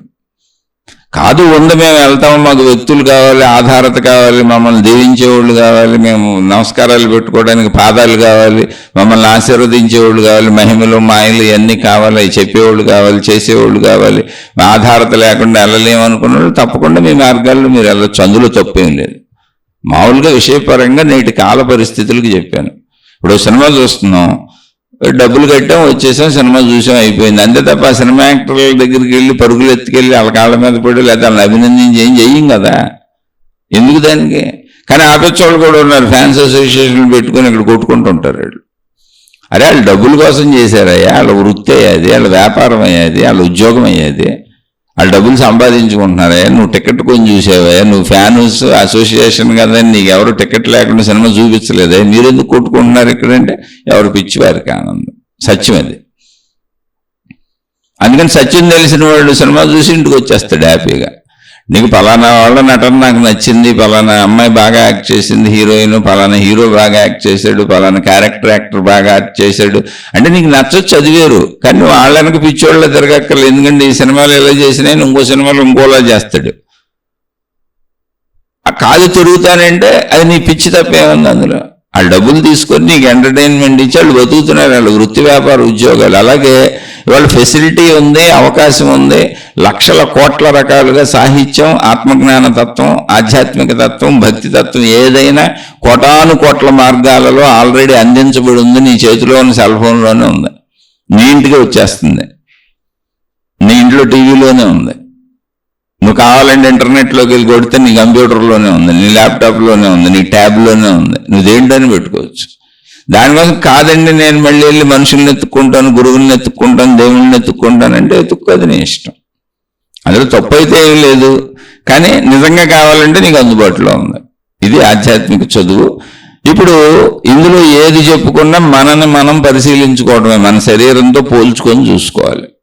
అవస్థాత్రయం గురించి చెప్పమన్నారు, ఏం లేదు మన గురించే. అదేం పెద్ద మనకు భిన్నమైన విషయం కాదు, అసలు మనమే మన గురించే. అవస్థాత్రయం అంటే చెప్పాను. అవస్థ అంటే స్థితి, త్రయం అంటే మూడు స్థితులు ఉన్నాయి ప్రతి మనిషికి. ఏంటో మూడు స్థితులు సహజంగా ఆలోచించండి. మెలకువ స్థితి ఒకటి, అంటే మనం మేల్కొని ఉంటాం, మేల్కొనేక పనులన్నీ చేసుకునేది మనం. ఉదయం మెలకువ వచ్చిన దగ్గర నుంచి కాలకృత్యాలు తీర్చుకోవడంతో మొదలుపెట్టి వృత్తి వ్యాపార ఉద్యోగాలన్నీ చేసుకుంటూ రాత్రికి పడుకునే స్థితికి వెళ్తాం. దీన్ని ఏమంటారు? మెలకువ స్థితి, అంటే మేల్కొని ఉంటాం. ఈ మెలకువ స్థితిని సంస్కృతంలో మహాత్ములు పెట్టిన పేరు జాగ్రత్త అవస్థ. జాగ్రత్త అంటే ఎరుకతో మెలకువతో ఉన్నాడు అని, జాగరూకతతో ఉన్నాడు అని. జాగ్రత్త అవస్థ మెలకువతో ఉన్న వ్యవస్థ. అవస్థ అంటే స్థితి, మేల్కొని ఉన్నాను నేనన్న స్థితి. ఇంకో స్థితి ఉంది మనకి, వెళ్ళి పడుకుంటాం. పడుకోగానే నిద్ర పెట్టేస్తుందా? పట్టదు. నిద్రపోతాం, శరీరం కళ్ళు మూసేస్తుంది, కానీ కళలు వస్తూ ఉంటాయి. విపరీతంగా కళలు తిరుగుతూ ఉంటాయి మనలో, అనేక కళలు కంటాం. ఇది నిద్రలో జరిగే మొదటి స్టేజ్. అంటే నిద్రలో మొదటి స్టేజ్ స్వప్నావస్థ. అలాగే నిద్రలో లేచే ముందు కూడా స్వప్నావస్థ ఉంటుంది. అంటే పడుకునే ముందు కళలు వస్తాయి, లేచే ముందు కళలు వస్తాయి. రెండు కళలకి మధ్యలో గాఢ నిద్రపోతాం. ఈ కళలో ఉన్న స్థితిని స్వప్నావస్థ అన్నారు. స్వప్నములు అంటే కళలు అని అంతే. అవస్థ అంటే స్థితి. మనకు ఇంకో స్థితి ఉందండి, స్వప్నాలు పొందే స్థితి. పడుకున్నగానే వెంటనే గాఢ నిద్రలోకి ప్రవేశించడానికి ముందు కళ్ళగంటాం, గాఢ నిద్రలోకి ప్రవేశించినాక మెలకు వచ్చే ముందు కళ్ళగంటాం. అందుకని తెల్లారుజాము కళ్ళు అంటారు, రాత్రి కళ్ళు అంటారు. పడుకున్నప్పుడు స్వప్నావస్థ అనేటువంటి ఒక స్థితి ఉంది. అవస్థ అంటే స్థితి, అంతేం లేదు. ఇప్పుడు మూడోది ఇందాక చెప్పుకున్నాం, గాఢ నిద్ర అవస్థ. అంటే కళలు రావు అక్కడ. ఇది అవస్థాత్రయం అంటే ఏంటంటే మనిషి మూడు స్థితుల్లో ఉంటాడయ్యా. నేను మనిషిని అనుకుని తిరిగేసి నిద్రపోయి ఏదో ఒకటి లేసేసి తినేసి తాగేసి అసలు నీ గురించి నువ్వు పట్టించుకోకుండా బతుకుతున్నావు. ఆధ్యాత్మిక చదువు అంటే నిన్ను నువ్వు తెలుసుకోవటం అయ్యా బాబు అని. అంతే, ఏం లేదు. ఆధ్యాత్మిక చదువు, ఆత్మజ్ఞానం చదువు అంటే నా మీద నేను దృష్టి పెడితే ఈ మూడు స్థితులు ఉన్నాయని నాకు తెలియదు ఏంటి? ఇప్పుడు ఈ మూడు స్థితులు ఉన్నాయని ఎవరికి తెలీదు? ఈ మూడు స్థితులు ఉన్నాయని తెలుసుకోవడానికి తపస్సు చేయాలేంటి? ఎందుకు తపస్సు చేయటం? జస్ట్ నా పరిస్థితి ఏంటంటే నేను మెలకువలో ఉంటాను. నిద్రపోయినప్పుడు నాకు కళలు వస్తాయి. కళలు కూడా రాకుండా గాఢ నిద్రపోతాను. మనకు మూడు తెలుసుగా, ఇదే సహజం అంతే. కానీ అది మన వైపు మనం చూసుకోవట్లేదుగా, అది ప్రాబ్లం. ఇప్పుడు ప్రాబ్లం ఎక్కడ వచ్చిందంటే అసలు అలా మన వైపు మనం చూసుకోవట్లేదు. మనం నిరంతరం బయటకు వెళ్తున్నాం. డబ్బులు కావాలి, వస్తువులు కావాలి, సుఖాలు కావాలి, భోగాలు కావాలి, దుఃఖాలు తప్పించుకోవాలి, ఇంతే. అందుకని ఆధ్యాత్మికత అంటే నీ వైపు నువ్వు రావటం, నిన్ను నువ్వు చూసుకోవటం, నిన్ను నువ్వు గమనించుకోవటం. అలా గమనించుకున్నప్పుడు దీన్ని అవస్థాత్రయము అన్న చోట ఈ మూడు దశలు ఏం చెప్పుకున్నాంగా. ఈ మూడు దశలు ఏం చెప్పుకుంటున్నాం? ఈ అవస్థాత్రయం అనేది మూడు దశలు ఎలా ఉంటాయి? ఈ అనుభవాలు మనకి, మనం ఎన్ని అనుభవం, మనకి మూడు స్థితులు అనుభవం. ఇందులో ఏం మనం దీనికోసం తపస్సు చేయక్కర్లా, మనకు తెలిసిన స్థితులే. అయితే ఈ స్థితులు ఎలా ఉంటాయి? అనుభవ స్థితులు అంటే జాగ్రత్త అవస్థానం అంటే మెలకువ. ఆ మెలకువ స్వభావం ఏంటి అంటే మెలకువలో ఉండడం అనేది అసలు దేన్ని సూచిస్తుంది అంటే మనం పూర్తి మెలకువలో ఉన్నాం. జాగ్రత్త అవస్థ అంటే ఏంటంటే ఇది ఒక అనుభవ స్థితి. నేనున్నాను, మెలకువను ఉన్నానని నాకు తెలుసు అది. అయితే ఈ జాగ్రత్త అవస్థ అనే ఈ మెలకువను ఉన్న స్థితి, అనుభవ స్థితిలో మనకి ఏం తెలుస్తుంది? ఎవరు చెబుతున్నారు మేల్కొని ఉన్నానని? మనసు. నాకు నేను తెలుస్తున్నా, నేను ఈ శరీరం, నేను ఈ మనిషిని, నాది ఇల్లు, నాది కుటుంబం, ఇదిగో నేను, నాది ఊరు, ఇగో నా వస్తువులు, వీటన్నింటినీ ఐడెంటిఫై చేస్తుంది ఎవరు అసలు? జాగ్రత్త అవస్థలో. నా వృత్తి, వ్యాపార, ఉద్యోగాలు అన్ని మెలకువ నుంచి, మెలకువ రాగానే నా ఇంట్లో మంచం మీద మెలకువ వచ్చింది. ఓహో, ఇది నా పేరు, ఇది నేనిది, ఈ శరీరం ఇది, నా ఇల్లు ఇది, నా మంచం ఇది, నా భార్య, పిల్లలు, నా కుటుంబం, నా తల్లిదండ్రులు అన్నీ. ఇదంతా చెప్పేదేంటి? మనసు. అంటే మెలకువ స్థితిలో మనసు సంపూర్ణమైనటువంటి మెలకువలో మనసు పనిచేస్తుంది. అంటే అంతర్గతంగా మనసు ఎక్కడ ఉంది? లోపల ఉంది. అంతఃకరణము అంటారు. అంతఃకరణము అంటే కరణం అంటే పనిముట్టు అండి, ఏం లేదు. లోపల పనిముట్లు తెలుస్తున్నాయి మనకి. లోపలంతా మేల్కొని ఉంది. అది అసలు ఇప్పుడు జాగ్రత్త అవస్థ దేన్ని సూచిస్తుంది అంటే నా లోపలతో మేల్కొని ఉంది. పూర్తిగా నేను మేల్కొని ఉన్నాను అన్నప్పుడు శరీరంతో మేల్కోవడం కాదు, లోపలది మేల్కొని ఉన్నది. జాగ్రత్త గుర్తుపెట్టుకోండి. మెలకువ ఎక్కడొచ్చింది? లోపల వచ్చింది. శరీరం మామూలుగానే ఉంది, మెలకువ లోపల వచ్చింది. జాగ్రత్త అవస్థ ఎక్కడొచ్చింది? లోపల వచ్చింది. అంటే అంతఃకరణం మేల్కొంది. ఇప్పుడు మనస్సు అన్నాం. మేల్కొన్న స్థితిలో అంటే మనస్సు అనండి లేదా అంతర్గతం అనండి. అంతర్గతానికి సంబంధించిన మనసు అనే అవయవం పూర్తిగా పనిచేస్తుంది, లేదా అన్ని సామర్థ్యాలు పూర్తిగా పనిచేస్తున్నాయి. అన్ని సామర్థ్యాలు అంటే ఏంటి? బుద్ధి పనిచేస్తుంది, భావోద్వేగాలు పనిచేస్తాయి, తర్కమైన ఆలోచన వస్తూ ఉంటుంది, విచక్షణ జ్ఞానం, ఇది రైటా కాదా, బుద్ధి అంది అదే. అహంకారం నేననేది పనిచేస్తుంది, జ్ఞాపక శక్తి పనిచేస్తూ ఉంటుంది.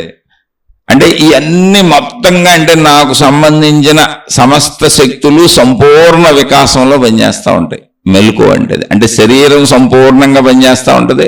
శరీరాన్ని నడిపే లోపల యంత్రాంగం ఎంత ఉందో మొత్తం సంపూర్ణంగా పనిచేస్తుంది. నాలో మంచులు, నాలో చెడులు, నాలో అహంకారం, నాలో ఉన్న గుణాలు, స్వభావం సమస్తము పూర్ణ వికాసములో వికసించిపోయి ఉన్నాయి. అంటే పూర్తిగా విచ్చుకున్న పువ్వులాగా. మళ్ళీ ఇందులో ఇంకా పనిచేసేది అంటే ఏంటి? భావోద్వేగాలు ఏంటి? మనకి అనేక రకాల భావోద్వేగాలు ఉన్నాయి. ఆలోచనలు ఆలోచిస్తూ ఉంటాం, ఇది ఎలా చేయాలి అలా చేయాలి. ఆలోచనలు వస్తూ ఉంటే, పాత ఆలోచనలు వస్తూ ఉంటే, కొత్త ఆలోచనలు ఆలోచిస్తూ ఉంటాం. అలాగే వివక్షత, వేరుభావం తెలుస్తూ ఉంటుంది. అలాగే కొత్త జ్ఞానాన్ని సేకరించడానికి మళ్ళీ అనువుగా ఉంటాం. కళ్ళ ద్వారా, చెవుల ద్వారా, ముక్కు ద్వారా మెలకువలో పాత జ్ఞానాన్ని గుర్తు చేసుకుంటాం. జ్ఞాపకం అది. పాత జ్ఞానపు ఆలోచనలు వస్తూ ఉంటాయి. ఆ ఆలోచనలను విచక్షణ జ్ఞానం, అవునా కాదా, చేద్దాం వద్దా, ఎలా చేయాలి, తప్ప రైటా విచక్షిస్తూ ఉంటుంది, వివేకిస్తూ ఉంటుంది. అవన్నీ చెబుతూ ఉంటుంది. చెబుతూ తాజా జ్ఞానాన్ని సేకరించడానికి రెడీగా ఉంటుంది లోపలది. అంత అలర్ట్నెస్ ఉంది. అంటే సంపూర్ణ వికాసం. అంటే ఒక పువ్వు ఎంత విచ్చుకోవాలో మొత్తం విచ్చుకుంది. ఇంకా విచ్చుకోవటానికి దానికి ఆ పువ్వుకు అవకాశం లేదు. అలా మనం సమస్తం విచ్చుకున్నాం. అలా విచ్చుకున్నప్పుడు ఉన్న స్థితి, అవస్థ ఏదుందో జాగ్రత్త అవస్థ, మెలకువ అన్నది. ఈ మెలకువలో ఏం జరుగుతుంది? ఈ జాగ్రత్త అవస్థలో, మెలకువ అవస్థలో అంటే ఎప్పుడు అనుభవమే ఉంటుంది. అనుభవం, నా ఆలోచన నాకు అనుభవం, నా స్వభావం నాకు అనుభవం, నా గుణం నాకు అనుభవం. అసలు అనుభవమే మెలకువ స్థితి. అనుభవం లేకపోతే నేను మెలకొని ఉన్నానని నాకు తెలీదు. జాగ్రత్త అవస్థలో ఉండేది ఏంటి? అనుభవం. నాకు నేను అన్ని రకాలుగా తెలుస్తుంటాను. నాకు బయట ఉన్నాయి కూడా నాకు అన్ని రకాలుగా తెలుస్తూ ఉంటుంది. జాగ్రత్తగా గమనించండి. ఇక్కడ జాగ్రత్త అవస్థలో నాకు నేను తెలియటమే కాదు, నాకు బాహ్యమైనది కూడా అన్నీ తెలుస్తూ ఉంటుంది. కాబట్టి ఇక్కడ రెండు ఉన్నాయి. నాకు నేను తెలుస్తూ, నాకు బాహ్యమైన దాన్ని తెలుసుకుంటూ, మనసు రెండు స్థితుల్ని అన్వయించుకుంటూ అన్నింటినీ, అంటే అటు ప్రపంచాన్ని ఇటు నన్ను కలుపుకుంటూ ఉంటుంది.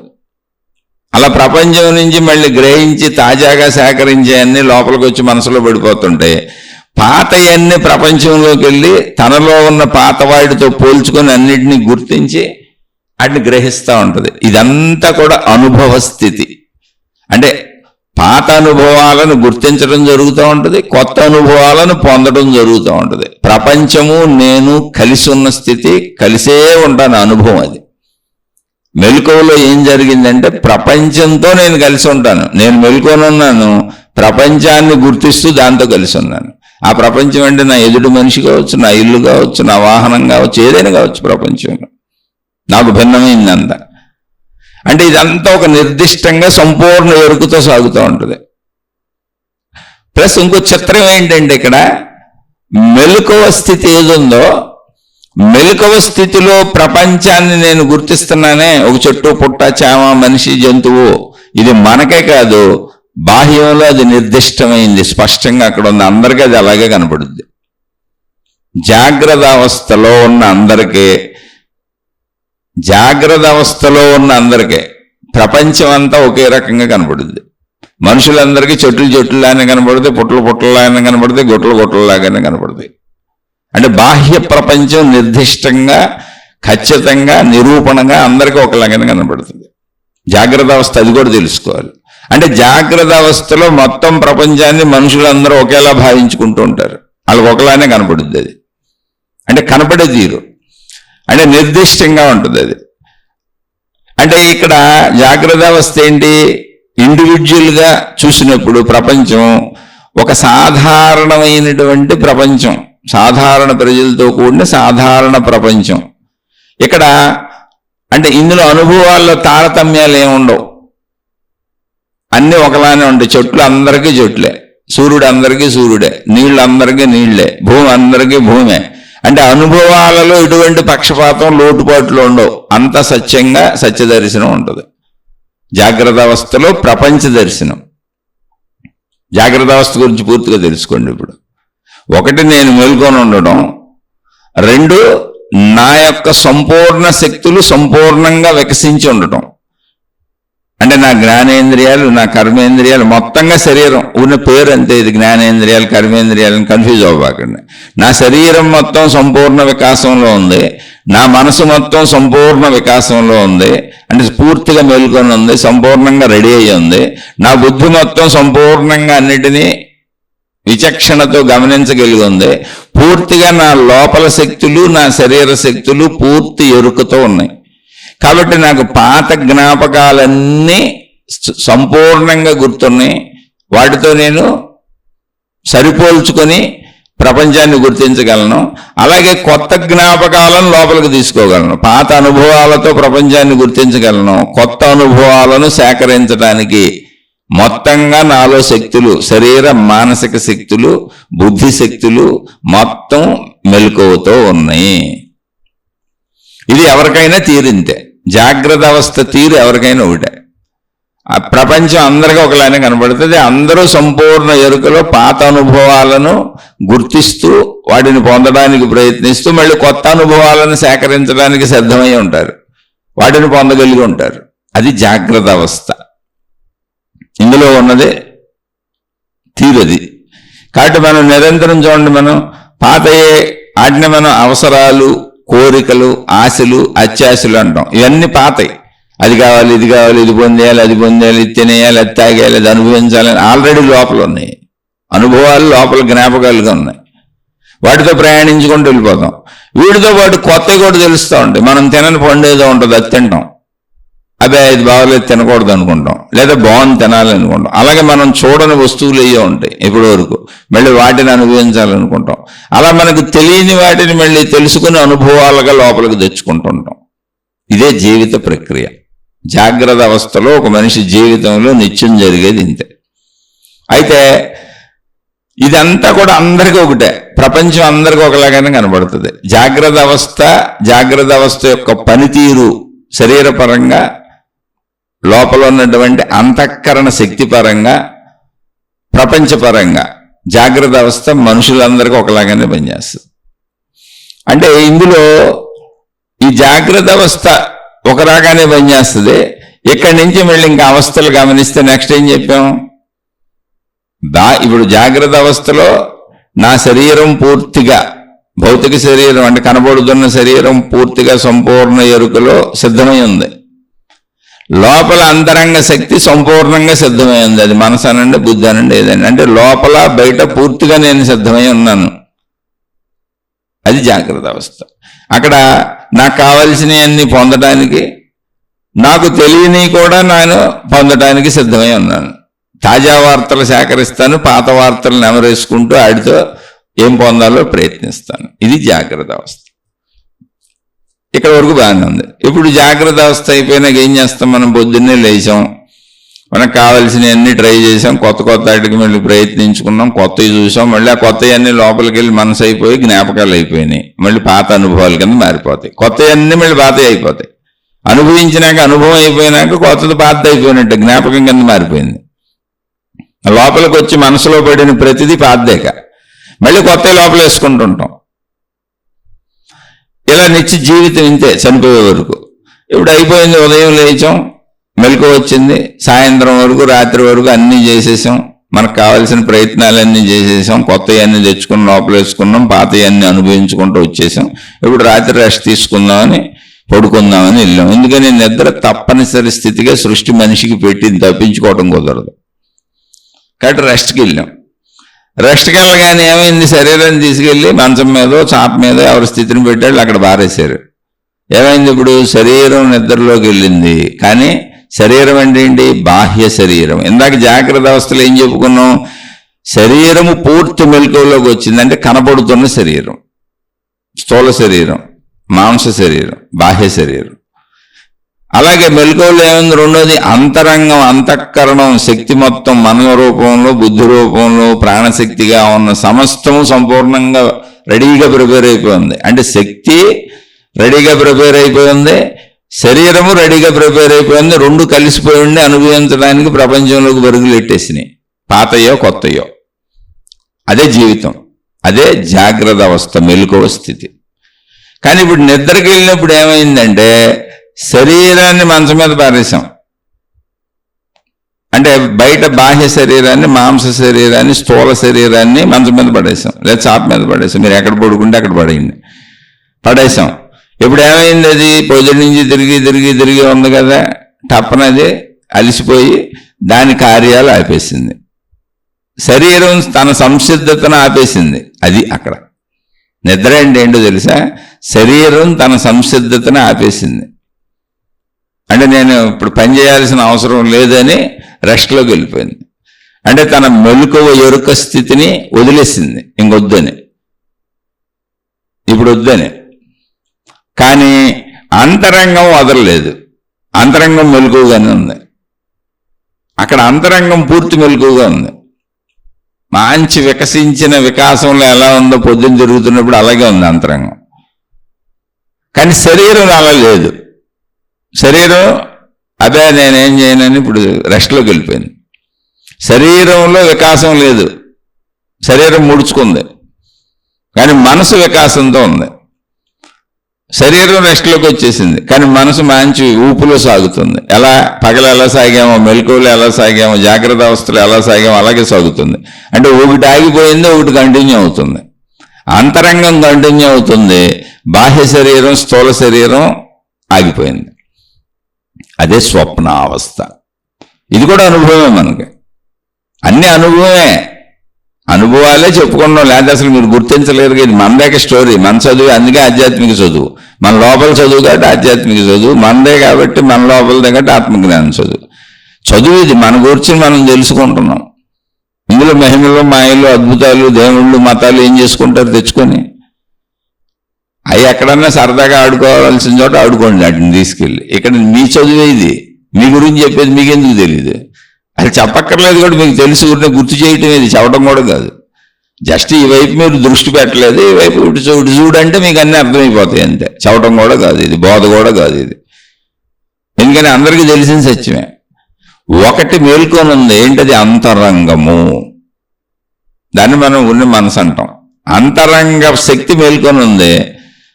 శారీరక పరమైనటువంటిది నిద్రపోతుంది, స్థూల శరీరం రెస్ట్ తీసుకుంటుంది. అది ముడుచుకుపోయింది. అంటే పువ్వు అన్నాం కదా, వికాసం అన్నాంగా, విచ్చుకోవటం అన్నాంగా, అందుకనే ఆ పదాలు వాడుతున్నా అర్థం అవటానికి. అంటే ఇంకా దాన్ని మనం నిద్ర అన్నాం. నిద్ర అంటే నిద్రపోయాడు మనిషి. స్థూల శరీరం నిద్రపోయింది, లోపల అంతరంగం, మనసు, లేదా శక్తి, బుద్ధి, ఏదో అనండి, మనసు అంటాం మనం సహజంగా. మనసు మేల్కొని ఉంది. ఇప్పుడు మనసులో ఏమున్నాయి? శరీరంతో మనం గ్రహించిన పాతవి మాత్రమే ఉన్నాయి. ఇప్పుడు కొత్తగా తాజాగా తెలుసుకోవడానికి అనువుగా, తాజాగా తెలుసుకోవాలంటే ఏముండాలి? జాగ్రత్త అవస్థలో కొత్తవి తాజాగా తెలుసుకోవాలి, ఫ్రెష్గా తెలుసుకోవాలి, కొత్త అనుభవాలు పొందాలంటే ఏముండాలి? పంచేంద్రియాలు పనిచేయాలి. పంచేంద్రియాలు ఈ శక్తికి సహకరించాలంటే కన్ను ద్వారా శక్తి చూస్తుంది, చెవి ద్వారా శక్తి వింటది, నాలుక ద్వారా శక్తి రుచి తెలుసుకుంటుంది, గొంతు ద్వారా శక్తి మాట్లాడుతుంది, చర్మం ద్వారా శక్తి స్పర్శలు పొందుతుంది, ముక్కు ద్వారా శక్తి వాసనలు వస్తుంది. మరి శరీరం పడుకుందిగా. కాబట్టి స్వప్నావస్థలో కొత్తవి అనుభవించడానికి ఛాన్స్ లేదు. కాబట్టి పాతవే స్వప్నావస్థలో పాత వాటిని రీలేసుకుంటూ ఉంటుంది సినిమాలాగా. ఎందుకంటే శక్తి కదా, దానికి తెలుసు కదా, అదే శక్తి కదా శరీరాన్ని నడిపేది కూడా. ఇంతకీ శరీరాన్ని నడిపేది కూడా ఆ శక్తిగా. కాబట్టి ఆ శక్తి శరీరం లేకపోయినా అది తనలో తాను పాత విషయాలను అన్నింటినీ తిప్పుకుంటూ ఉంటుంది. ఆ పాత విషయాలు ఏముంటాయి? మామూలుగా జాగ్రత్త అవస్థలో మనం అనుభవించినటువంటి శబ్ద, స్పర్శ, రూప, రస, గంధములకు 5 రకాలుగా సంబంధించినటువంటి విషయాలు లోపల అనుభవాలుగా వచ్చి లోపల పడి అవి భావోద్వేగాలుగా ఉన్నాయి. అందులో ఆనందం ఉండొచ్చు, దుఃఖం ఉండొచ్చు, ఏదైనా భావోద్వేగాలు ఉన్నాయి. మనసంతా భావోద్వేగాలు పుట్ట. మొత్తం ఈ భావోద్వేగాలన్నింటితో, ఈ శబ్దస్పర్శ రూపరసగంధాలన్నింటితో, మనం గ్రహించినటువంటి విషయాలన్నింటితో ప్రపంచం, అంటే లోపల ప్రపంచం కూడా ఉంది. మనం గ్రహించిన ప్రపంచం కూడా ఉంది. రోడ్లు ఉన్నాయి, చెట్లు ఉన్నాయి, కొండలు ఉన్నాయి, ప్రదేశాలు ఉన్నాయి, అన్నీ ఉన్నాయి. మొత్తం అవన్నీ వేసుకొని మెలకువలో మనం ఎలా తిరుగుతామో అలా స్వప్నంలో తిరుగుద్ది. అయితే మెలకువలో తిరిగిన దానికి స్వప్నంలో తిరిగిన దానికి తేడా ఏంటి అంటే, మెలకువలో తిరిగిన దానికి పాత అనుభవాలను అనుభవించడమే కాకుండా తాజా అనుభవాలను సేకరించడానికి ఛాన్స్ ఉంది మెలకువలో. ఎందుకని? శరీరం, ఇంద్రియాల శరీరం కూడా పనిచేస్తుంది, రెండు కలిసి పనిచేస్తున్నాయి, శక్తి, ఇంద్రియాల శరీరం. కానీ కళలో ఏమైందంటే శరీరం, ఇంద్రియాల శరీరం పనిచేయట్లా, రెస్ట్ తీసుకుంది. కాబట్టి తాజావి గుర్తించడానికి దానికి ఛాన్స్ లేదు, ప్రపంచంలోకి వెళ్ళడానికి ఛాన్స్ లేదు. అందుకని పాత వాటినే అది మననం చేసుకుంటూ, పాత విషయాలనే మళ్ళీ ప్రొజెక్ట్ చేసుకుంటూ, మనం సినిమా తెర మీద బొమ్మలు చేసినట్టుగా అది పాతాటిని తిప్పుకుంటా కూర్చుంటుంది ఆ శక్తి. ఎందుకని? శక్తి కళ అలవాటు చేశాంగా. అదే స్వప్నావస్థ.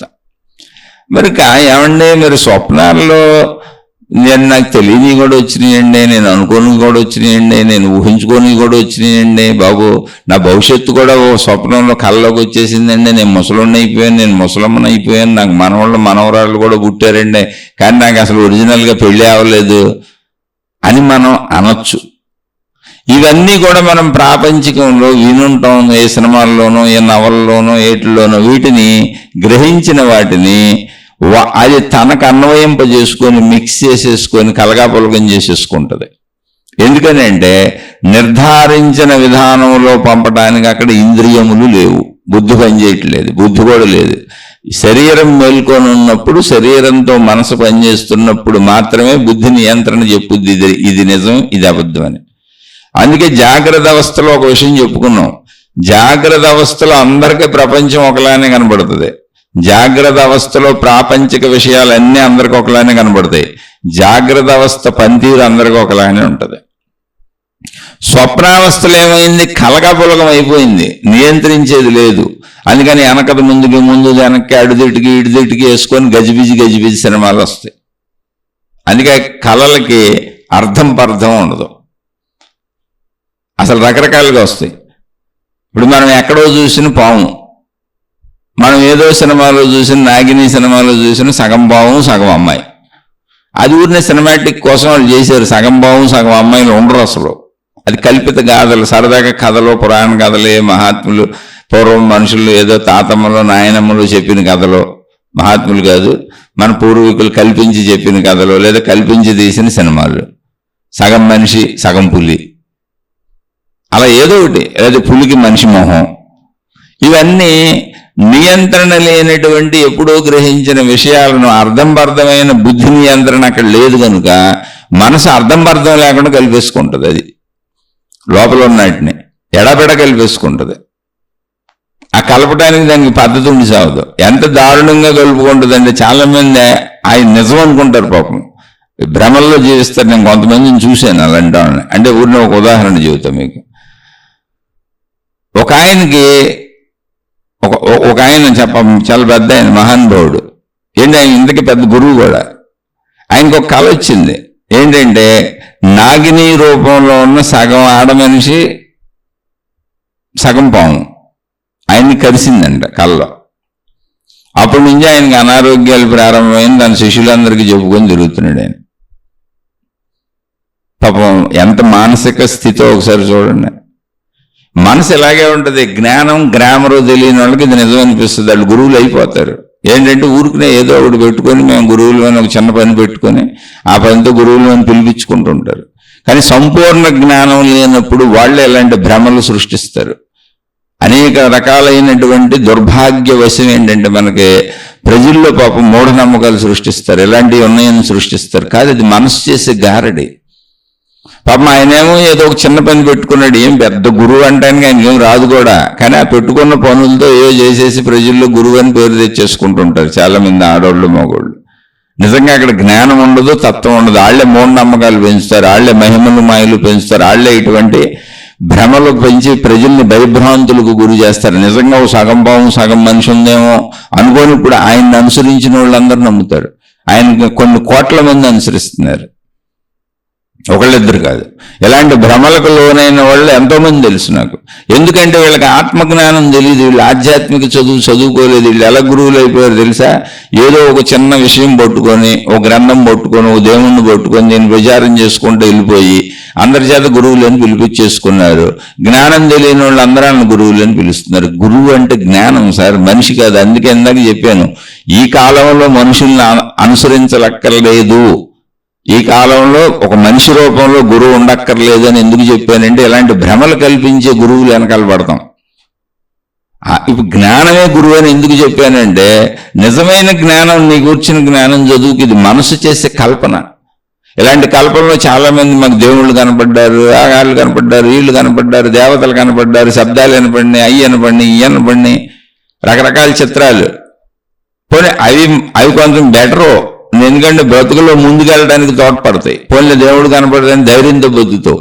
ఇప్పుడు సగం భావం సగం మనిషి కనపడ్డాడు, దయ్యం కనపడింది, భూతం కనపడింది. ఇప్పుడు ఈ ఎంత నిజం ఆ ఎంత నిజం అయిపోతాయిగా. ఇప్పుడు అవి కూడా నిజమైపోతాయిగా. ఏవి లేవు, నీ మనోకల్పన. ఒక సృజనాత్మక శక్తి అనేది మనిషిలో ఉంటది. ఆ సృజనాత్మక శక్తిని మెలకువలో బుద్ధి నియంత్రిస్తూ ఉంటది. బుద్ధి నియంత్రణ చెప్పుద్ది. ఒక పని, ఒక ఆలోచన వచ్చినప్పుడు నువ్వు మనిషివి, నీ సామర్థ్యం ఇది, నీ శక్తి ఇది, నీ మనో కోరిక ఇది, దీన్ని చేసే విధానం ఇది, ఎలాగే చేయాలి. ఇప్పుడు బండి తోలికి వెళ్తున్నాం, ట్రాఫిక్ ఉంది అనుకోండి, బుద్ధి నియంత్రణ చెబుతూ ఉంటుంది. ట్రాఫిక్ ఉంది, బ్రేక్ మీద కాలు ఉంచుకోవాలి, యాక్సిలేటర్ నువ్వు ఇస్తున్నా కూడా అవసరమైతే స్లో చేసుకొని బ్రేక్లు వేసుకొని జాగ్రత్తగా చూసుకొని లెఫ్ట్కి తిప్పు, రైట్కి తిప్పు అని బుద్ధి నియంత్రణలో ఆ రోడ్డు మీద ఎలా డ్రైవ్ చేయాలో చెప్పుద్ది. ఇప్పుడు బుద్ధి పనిచేయనప్పుడు ఏమైంది? నియంత్రణ లేని కలది. అందుకని అన్ని కలిసిపోతాయి. సగం భావులు, సగం మనుషులు, సగం బావులు, సగం జంతువులు. ఇంకా దారుణమైన విషయాలు ఏంటో చెప్పనా, చాలా మంది నిజంగా నాకు చెప్పిన వాళ్ళు ఉన్నారు, నిజంగా బాధపడిన వాళ్ళు ఉన్నారు, అనుమానాలతో జీవించిన వాళ్ళు ఉన్నారు. ఇప్పుడు చెప్పింది గురువు గారు, ఈయన ఇలాంటి చిత్రాలు చాలా చేస్తుంటాడు. ఆ చిత్రాలన్నీ పుస్తకాలు రాసేసి నాకు లోపల ఇలా నాకు అనిపించిందని చెప్పి మహిమలో మాయలని ప్రచారం చేస్తున్న వాళ్ళు ప్రపంచంలో ఎంతో మంది ఉన్నారు. పాపం జ్ఞానం తెలియదు, ఆధ్యాత్మిక చదువు తెలియదు, ఆత్మజ్ఞానం చదువు తెలియదు, మహాత్ములు చెప్పిన ఆ విషయాలు పుస్తకాలు చదువుకోరు. అంత చదవడం ఎందుకు, ఆ తత్వం మాకు ఎందుకని చెప్పి ఊరికనే ఒకటేదో చిన్న చిన్న విషయాలు పట్టుకొని వాటిని ప్రచారం చేసుకుంటూ గురువులు అయిపోయి ఉంటారు. నిజంగా అక్కడ ఏ సబ్జెక్టు లేదు, కానీ అయిపోతున్నారు, మహాత్ములు అయిపోతున్నారు. చాలా తేలిక ఇక్కడ ప్రజల్ని నమ్మించడం, మభ్యపెట్టడం. 4 రంగు దారాలు పెట్టుకొని కూర్చొని దారం కట్టుకుంటే మీకు మేలు జరుగుద్ది అనుకుంటే సంవత్సరం తిరిగే లోపల ఆ దారాలు అమ్మే ఆవిడ ఆయన పెద్ద గురువులు మాతాజీలు అయిపోతారు. ఎందుకని? ఎప్పుడు ప్రజలకు అవసరాలు ఉంటాయి, ఆశలు ఉంటాయి, కోరికలు ఉంటాయి. ఈ అవసరాలు, ఆశలు, కోరికల్లో అందరూ ప్రయత్నాలు చేస్తూ ఉంటారు. ఆ ప్రయత్నాల్లో ఎప్పుడు గుర్తుపెట్టుకోండి, 50% అయ్యే అవకాశం ఉండదు, 50% అవన అవకాశం ఉండదు. ప్రపంచంలో 50% అయిన వాళ్ళందరూ ఇప్పుడు తాడు మహిమ, తావీజు మహిమ అని చెప్పి వాళ్ళని ప్రచారం చేసుకుని అటు మైకుల్లో చెప్పించి, అటు స్టేజీల మీద చెప్పించి, అటు పుస్తకాలు రాసేసుకొని అవనాటి గురించి మాట్లాడరు. ఈ గురువుల దగ్గర చచ్చిపోయిన వాళ్ళు ఎంతోమంది ఉన్నారు, బాధలు పడిన వాళ్ళు ఎంతోమంది ఉన్నారు, ఎన్ని వదిలేసి వెళ్ళిపోయిన వాళ్ళు ఎంతోమంది ఉన్నారు, కష్టాలు తీరిన వాళ్ళు ఎంతోమంది ఉన్నారు. లక్షల కోట్ల మంది ప్రపంచంలో కష్టాలు తీరక బాధలు పడుతూ ఇబ్బందులు పడుతున్న వాళ్ళు బోల్డ్ మంది ఉన్నారు. అవి చెప్పరు, అయినా చెబుతారు. అవుద్దిగా, ఒక హాస్పిటల్లో 100 మంది పేషెంట్లు జాయిన్ అయితే ఖచ్చితంగా 95 మంది ఇంటికి వెళ్ళిపోతారు, అందులో డౌటే లేదు. మిగిలిన 5గురిలో కూడా ఒక 4 క్రిటికల్ కండిషన్లో ఉంటారు, అందులో ఒకడు చచ్చిపోతాడు. ఈ 4 కూడా మళ్ళీ ఆ క్రిటికల్లోంచి బయటకు వచ్చి కొంతకాలానికి బయటకు వచ్చేస్తారు. కానీ హాస్పిటల్లో జాయిన్ అయ్యేటప్పటికి మనకు భయము, ఆదుర్ద, కంగారు ఎక్కువైపోయి ఎక్కడ పడితే అక్కడ గురువులు, మహాత్ములు, మహనీయులు, దేవుళ్ళు, దేవతలు, మొక్కులు ఏదో ఒకటి చేసేస్తాం. అది మానవ సహజం, భయంలోంచి వస్తుంది. బయటకు వెళ్ళిపోయి బతికేసిన 90 మంది తాయెత్తు మహిమ, తావీజు మహిమ, గురు మహిమ, దైవ మహిమ, మొక్కుబళ్ళు మహిమ, లేకపోతే బతికే వాళ్ళం కాదనుకుంటారు. అది మనో బలహీనత. తప్పు లేదు, మీరు గౌరవించండి, కానీ సత్యాన్ని అర్థం చేసుకోండి. క్రిటికల్లోకి వెళ్ళిపోయిన వాళ్ళు ఆ 4 అయితే అసలు మా గురువే బతికిచ్చాడు, మా దేవుడే బతికిచ్చాడు, మా మతమే బతికిచ్చిందని నీకు వచ్చేసి మేము దేవుడికి, గురువుకి, మతానికి అంకితం అయిపోయి కొత్త జీవితం ఇచ్చింది వాళ్ళే అంటారు. అందరూ అలా ఉంటారని కాదు, అలా చెబుతున్న వాళ్ళు వాళ్ళు అని. అది తప్పు, రైట్ అని నేను అంటే అది మనసు. మనోస్థితికి బుద్ధి నియంత్రణ లేనప్పుడు ఇలాగే ఉంటుంది. స్వాప్నిక లోకాన్ని నిజలోకం అనుకోబాకండి. బుద్ధి నియంత్రణ లేకపోవడం వల్ల చిత్ర విచిత్రమైన కళలుగా ఉంటూ ఉంటుంది. ఇది ఇంకా మహిమలు, మాయలు ఇవి తీసేస్తే కొంతమంది అసలు నిజంగా నాకు చెప్పిన వాళ్ళు ఉన్నారు. ఈయనకి ఒక కళ వచ్చింది ఒక ఆయనకి. ఏంటా కళ అంటే, తన భార్య తన పక్కింటి ఆయన ఎవరు, ఆయన స్నేహితుడే, రోజు తెలిసేవాళ్ళు, రోజు మాట్లాడుకుంటారు. వీళ్ళు వాళ్ళ ఇంటికి వెళ్తారు, వాళ్ళు వీళ్ళ ఇంటికి వెళ్తారు, అన్ని ఇద్దరికి విపరీతమైన పరిచయాలు ఉన్నాయి. 24 hours నిద్రలో తప్ప అందరూ కలిసిమెలిసి తిరిగేవాళ్ళే. కానీ ఆయనకు ఒక కళ వచ్చింది, తన భార్య ఆ పక్కింటి ఆయన బట్టలు లేకుండా డ్యాన్సులు వేసుకుంటూ ఇంట్లో ఇష్టారాజ్యంగా కార్యకలాపాలు చేసుకుంటున్నారు. శృంగార కార్యాల్లో ఉన్నారు. ఎవరో తన భార్య పక్కింటి ఆయన. కళ వచ్చింది. ఆ కళ నిజం అనుకుంటున్నాడు ఇప్పుడు ఆయన. భార్య మీద అనుమానం మొదలైంది, పక్కింటి ఆయన మీద అనుమానం మొదలైంది. కానీ ఇద్దరు రోజు కలిసి ఉంటారు, స్నేహితులు. అలానే ఇప్పుడు అనుమానాన్ని బయటికి చెప్పలేడు. కానీ కళ వచ్చింది నిజమే. దిగులు పడిపోతున్నాడు, దుఃఖపడిపోతున్నాడు, బాధపడిపోతున్నాడు. ఆ దిగులు బాధ అదే ఆలోచనలో ఆ కళ మళ్ళీ రిపీట్ అవుతుంది. అప్పుడప్పుడు మళ్ళీ ఆ కళ వస్తుంది. ఇంకా అనుమానం పడుతున్నాడు. ఇప్పుడు వాళ్ళు అది వరకులాగా ఎప్పుడు మాట్లాడుకుంటున్నారు, నవ్వుకుంటున్నారు, కాఫీ టీలు ఇచ్చుకుంటున్నారు, అన్నీ చేస్తున్నారు. మళ్ళీ పెద్ద జోక్ ఏంటంటే, ఆయన పక్కింటి ఆయన వీళ్ళ ఆవిడ్ని చెల్లెమ్మ అంటాడు, ఈవిడ ఆయన అన్నయ్య అంటది. ఈ కలగంటున్న ఆయన కూడా పక్కింటి ఆవిడ్ని చెల్లెమ్మ అంటాడు, ఆవిడ ఆయన అన్నయ్య అంటది. కానీ ఈయన కళ్ళలో మాత్రం వాళ్ళు దిగంబరంగా బట్టలు లేకుండా శృంగార కార్యకలాపాలు చేసుకుంటున్నారు. నిజంగా పోనాలు చేశారా అంటే చేయలేదు, వాస్తవం అది, అందులో డౌటే లేదు. ఎందుకంటే వాళ్ళు నాకు కూడా తెలుసు అసలు అలా చేయలేదు, చేసేవాళ్ళు కాదు. కానీ నా కళ నిజం అనుకుంటున్నాడు. ఇలాంటి వాళ్ళని ఎన్నో భ్రమలు, మీకు ఒక ఉదాహరణ చెప్పానంతే. ఎన్నో భ్రమలతో ఉన్నవాళ్ళని, ఎన్నో రకాల మానసిక వ్యాధిగ్రస్తులు అందరూ వీళ్ళే, సైకాలజిస్టులకి సైక్రాటిస్టుల దగ్గరికి వెళ్ళేవాళ్ళంతా మానసిక బాధలతో ఉండేవాళ్ళే. స్వాప్నిక లోకాన్ని నిజలోకం అనుకొని, వాళ్ళ ఊహల్ని నిజం అనుకొని, వాస్తవ లోకంలో జీవించకుండా మనోలోకంలో జీవించి బుద్ధి విచక్షణ పని చేయకుండా ఉన్నవాళ్లే వీళ్ళంతా. అందుకని మనకు వచ్చిన ప్రతి ఆలోచన కరెక్ట్ అనుకోబాకండి. మెలకువలో కూడా మనకు వచ్చి ఊహలు చేస్తుంటారు కొంతమంది. అది మనోలోకంలోనే ఉన్నావు. శరీరంతో లేకుండా నువ్వు చేసే ఊహలన్నీ స్వాప్నిక లోకమే. నువ్వు మెలకువలో ఉండి చేసిన, శరీరము మనసు కలిసి చేస్తున్నప్పుడే జాగ్రత్త అవస్థ. నువ్వు ఊరికిన ఒక సోఫాలో కూర్చొని, ఊరికిన ఒక కుర్చీలో కూర్చొని మెలకువలో ఊహలు చేసేసుకుంటా, ఊహించేసుకుంటా భయాలకు లోనవుతా, లేదా ఆనందాలకు లోనవుతా, నీకు నువ్వే ఏదో ఊహించేసుకుంటా, ఊహాలోకాలలో ఆనందాలు, ఊహాలోకాలలో భయాలు, శరీరం కదలకుండా చేసేదంతా కూడా స్వప్నావస్థ. మెలకువలో స్వప్నావస్థ, ఇది నిద్రలో స్వప్నావస్థ అంతే. అటువంటి వాళ్ళకి సైకలాజికల్ ప్రాబ్లమ్స్ ఎక్కువ వస్తాయి. అందుకని మెలకువలో శరీరాన్ని కదుపుతూ చేసే పనులప్పుడే బుద్ధి నీకు విచక్షణ చెప్పుద్ది. ఎందుకని శరీరాన్ని కదిపేటప్పుడు కాలు ఎక్కడ వేయాలో అనేది తెలియాలి కదా. కాలు తీసుకెళ్లి గుంటలో వేసి లోయలో పడిపోకూడదు కదా. లేదా ఒక వాహనమో కారో తోలుతున్నప్పుడు గుద్దేయకూడదు కదా. అందుకని బుద్ధి అలర్ట్గా ఉంటుంది. శరీరంతో కలిసి మనసు సాగుతున్నప్పుడు, శరీరంతో కలిసి ఆలోచన భావం సాగుతున్నప్పుడు మొత్తం బుద్ధి సంపూర్ణమైన అలర్ట్నెస్ లో ఉండి ఎక్కడ బ్రేక్ వేయాలో, ఎక్కడ స్పీడ్ వెళ్ళాలో, ఎక్కడ తగ్గించాలో మొత్తం అన్ని చెప్పుద్ది. నువ్వు కూర్చొని శరీరాన్ని కూర్చోబెట్టేసి మనసును కదుపుతున్నప్పుడు మెలకువలోనే ఉన్నావు, కానీ శరీరాన్ని కదపట్లా. శరీరంతో లయించి లేదు బుద్ధి. అంటే బుద్ధి కాదు, మనసు, శక్తి. ఇంద్రియాలతో పనిచేయట్లా, ఊహాత్మకంగా లోపల తిప్పుకుంటున్నావు. అప్పుడు నువ్వు స్వప్నావస్థలో ఉన్నట్టే. కానీ మెలకువలో స్వప్నావస్థని నువ్వు స్వప్నావస్థ అనుకోవు. నిద్రపోతేనే స్వప్నావస్థ అంటావు. నిద్రలో వచ్చే స్వప్నావస్థ ఏమో ఇలా గజిబిజిగా అన్ని రకాలు వచ్చేస్తుంది. ఇప్పుడు ఆయన ఎన్ని బాధలు పడ్డాడో, మానసిక వ్యాధి పేషెంట్ అయిపోయాడు. నా భార్య ఎవరితోనూ జరుగుతుందని. ఏంటి, ఎందుకు ఆయన కళ్ళ వచ్చింది అది. పోనీ వాళ్ళకి బయట చెబుతాడా అండి, అన్నా చెల్లెని పిలుచుకుంటారు, రోజు ఒకళ్ళు ఇల్లుకి ఒకళ్ళు వెళ్తారు, సంవత్సరాలు పడి వెళ్ళారు అలా. ఇంకా ఎప్పటికీ ఇది ఇంతే, ఈ అనుమానం పోదు. ఆ అనుమానంతో వాళ్ళ గొడవలు మొదలైనవి. ఎందుకు భర్త తిడుతున్నాడో భార్యకి తెలియచావదు. అలాని పక్కింటి ఆయన పని మానేద్దామా అంటే, ఒరే నాకు ఇలా కళ వచ్చిందిరా, నువ్వు మా ఆవిడ డ్యాన్సులు వేసుకుంటున్నట్టు, శృంగారం చేసుకుంటున్నట్టు అని చెప్పి మానేద్దరు ఇద్దరు. అది చెప్పడు బయటికి. అలా అని చెప్పట్లేదు కాబట్టి వాళ్ళు పాత స్నేహం, మా చెల్లి మా అన్నయ్య అని 2 కుటుంబాలు, ఇంకా 4 కుటుంబాలు, 10 కుటుంబాలు అలా కలిసి తిరుగుతూనే ఉన్నారు, ఊళ్ళు పోతానే ఉన్నారు. మనోళ్ళు లోపల మదన పడిపోతున్నాడు అంతే. ఏం చేయాలి? ఇలాంటి స్త్రీలు బోళ్ళు మంది ఉన్నారు, ఇలాంటి పురుషులు బోళ్ళు మంది ఉన్నారు. అది భార్యాభర్తలే కాకపోవచ్చు, కొడుకులు కూతుర్లు. ఎవరికో యాక్సిడెంట్ అయ్యి ఆ కొడుకు చచ్చిపోయాడంటే, అమ్మో నా కొడుకు ఎక్కడ ఉన్నాడని, ఇప్పుడు వాళ్ళ కొడుకు ఏదో అయిపోయిందని ఇంక దిగాలు పడిపోయి రకరకాలు అయిపోతుంటారు. ఎక్కడ ఎవరు ఏ జబ్బు చెప్పినా, ఏ బాధ చెప్పినా, ఏ నెగిటివిటీ చెప్పినా, ఏ కష్టం చెప్పినా చూడండి, మీ మనసులో ఇది మాకు వస్తుందేమో, ఇది మాకు జరుగుద్దేమో, బాబోయ్ ఇది మాకు రాకూడదు అనుకుంటారే, అది మీ మెలకువలో స్వప్నావస్థ. మీ మనోలోకంలో మీరు పడుతున్నటువంటి మానసిక వేదన. అది నిజం కాదు, అది అబద్ధం, అది అబద్ధం, అది అబద్ధం. అందుకే ఆధ్యాత్మిక చదువుకోవాలి, ఆత్మజ్ఞానం చదువుకోవాలి, లేకపోతే వేరే దారి లేదు. ఆధ్యాత్మిక చదువు, ఆత్మజ్ఞానం చదువు ప్రాక్టికల్గా మహిమలు లేకుండా, మాయలు లేకుండా, కల్పనలు లేకుండా చెప్పేటువంటి గురువులను మాత్రమే మీరు అనుసరించాలి. లేకపోతే వాళ్ళ పిచ్చిలన్నీ మీకు ఎక్కిచ్చేస్తారు. ఇప్పుడు అలా ఎక్కినాయే మత పిచ్చులు, మార్గ పిచ్చులు, దైవ పిచ్చులు, విభేదాలు, విరోధాలు, కొట్టుకోవటాలు, గొడవలు, ఒకళ్ళనొకళ్ళు చంపుకోవటాలు, నరుక్కోవటాలు, ఒకళ్ళ మీద ఒకళ్ళు దుమారాలు లేపుకోవటాలు, వీళ్ళ దేవుణ్ణి ఆళ్ళు తిట్టటాలు, వాళ్ళ దేవుణ్ణి వీళ్ళ తిట్టటాలు, వాళ్ళ గ్రంథాలను వీళ్ళు తగలబెట్టటాలు, వీళ్ళ గ్రంథాలను వాళ్ళు తగలబెట్టడాలు, ఆఖరికి భౌతిక దాడులు కూడా చేసుకొని, ప్రార్థనాలయాల మీద కూడా దాడులు చేసుకొని మనుషులను చంపేసుకుంటున్నారు.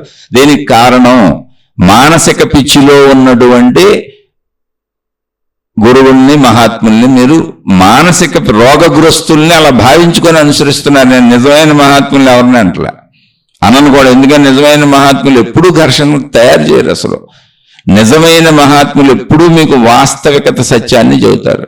మనుషులంతా ఒకటే నాయనా, మనం ప్రయాణించడానికి మార్గాలు పెట్టుకున్నాం, విధానాలు పెట్టుకున్నాం, మతాలు పెట్టుకున్నాం, అంతే తప్ప ఏదో ఒక మార్గంలో మనకు తెలిసిన మార్గంలో వెళుతున్నాం తప్ప అస్సలు ఘర్షణ ఉండకూడదు. మానవ జాతి అంతా ఒకటే.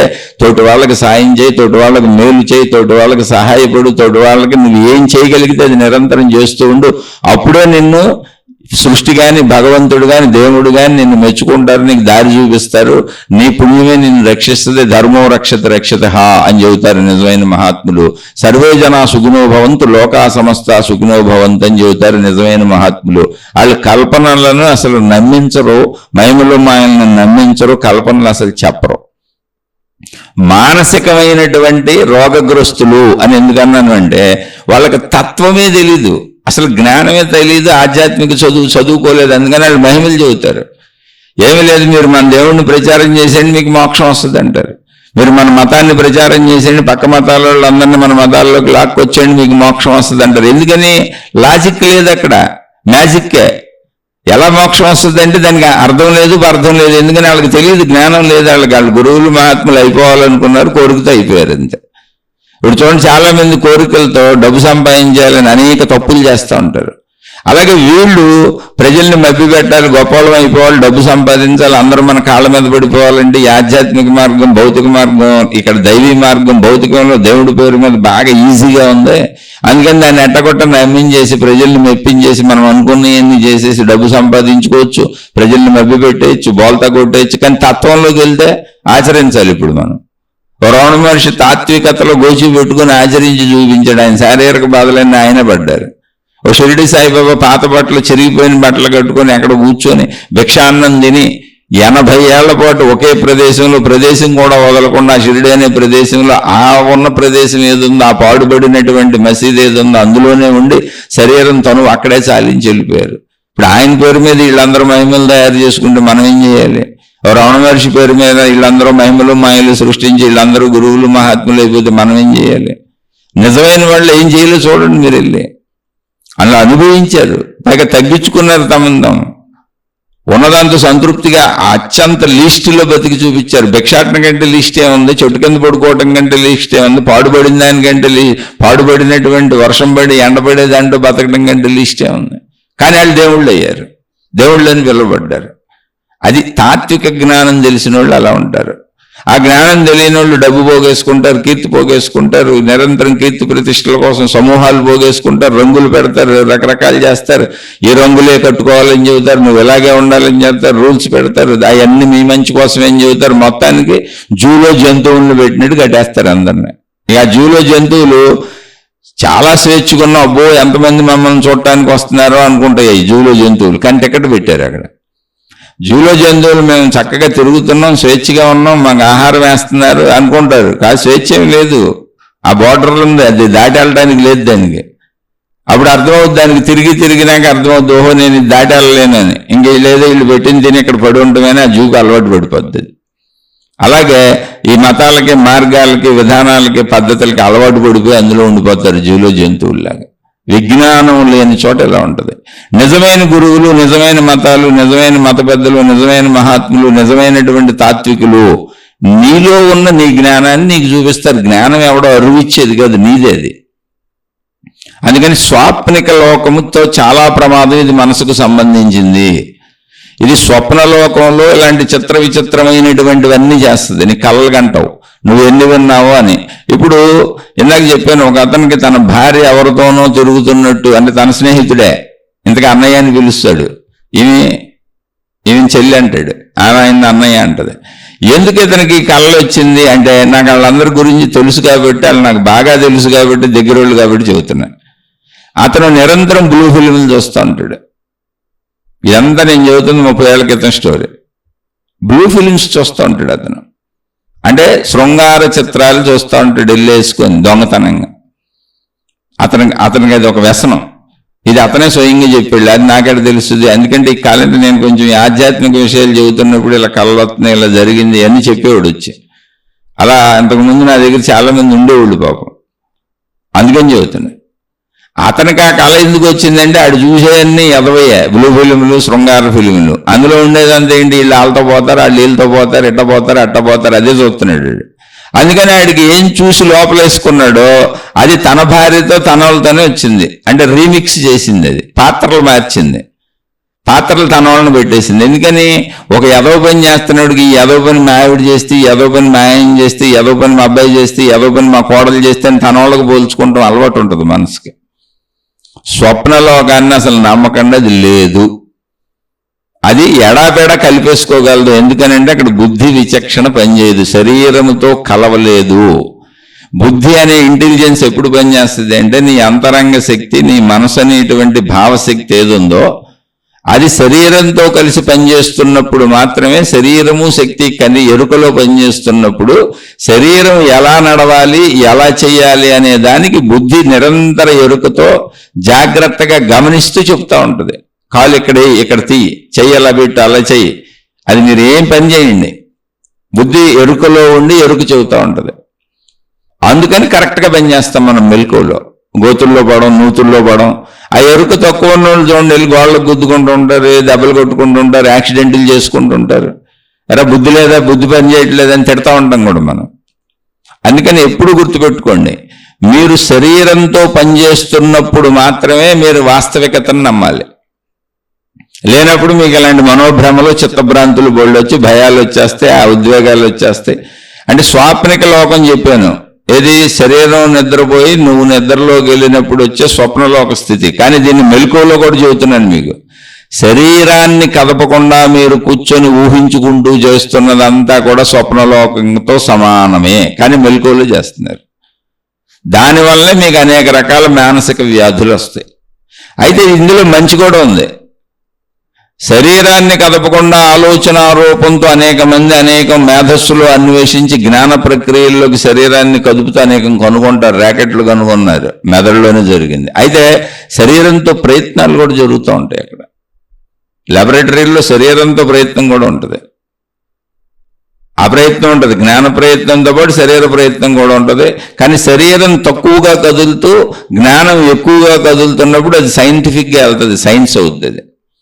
కానీ నువ్వు ఊరికి కూర్చొని శరీరాన్ని అలా పెట్టుకొని మనసుతో అలా ఊహించుకుంటూ కూర్చొని రకరకాలు విన్నవన్నీ నెమరేసుకుంటూ వాళ్ళు జబ్బులు చెప్పారు, వీళ్ళు భయాలు చెప్పారు, వాళ్ళు బాధలు చెప్పారు, హర్రర్ సినిమా చూసి వచ్చాను, దెయ్యాలు భూతాల సినిమా చూసి వచ్చాను, లేకపోతే యాక్సిడెంట్లు చెప్పారు, వాళ్ళెవరి పిల్లడో చచ్చిపోయాడు, వీళ్ళెవడు మొగుడో చచ్చిపోయాడు, వీడెవడు పెళ్ళామో చచ్చిపోయింది, ఆడెవడికి అంత కష్టం వచ్చింది, ఈడెవడికి ఎంత కష్టం వచ్చింది, వీళ్ళ కిడ్నీలు చెడిపోయినాయి, వాళ్ళకేమో లివర్ చెడిపోయింది, వాళ్ళకేమో కంటి చూపు పోయిందంట. ఇవన్నీ వినేసి ఇవన్నీ ఇప్పుడు నాకు జరిగిపోతే, మా వాళ్ళకి జరిగిపోతే, నా కుటుంబ సభ్యులకు జరిగిపోతే అని సైకలాజికల్ ప్రాబ్లమ్స్ తెచ్చుకుంటూ ఉంటారు.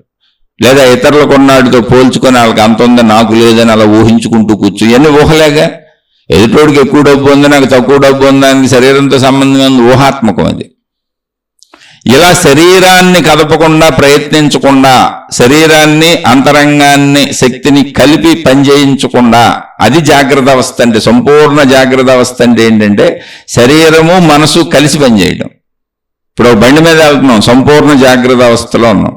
బండి తోలుతున్నాం, శరీరం బండిని డ్రైవ్ చేస్తుంది, కళ్ళు చూస్తున్నాయి, లోపల శక్తి పనిచేస్తుంది. రోడ్డు మీద ట్రాఫిక్ అంతా గమనించుకుంటూ చెబుతుంది, లెఫ్ట్కి వెళ్ళు, రైట్కి వెళ్ళు, స్లో చేసుకో, బ్రేక్ అయ్యి, మళ్ళీ స్పీడ్ పెంచు, ఇలా చెబుతుంది. అది జాగ్రత్త అవస్థ.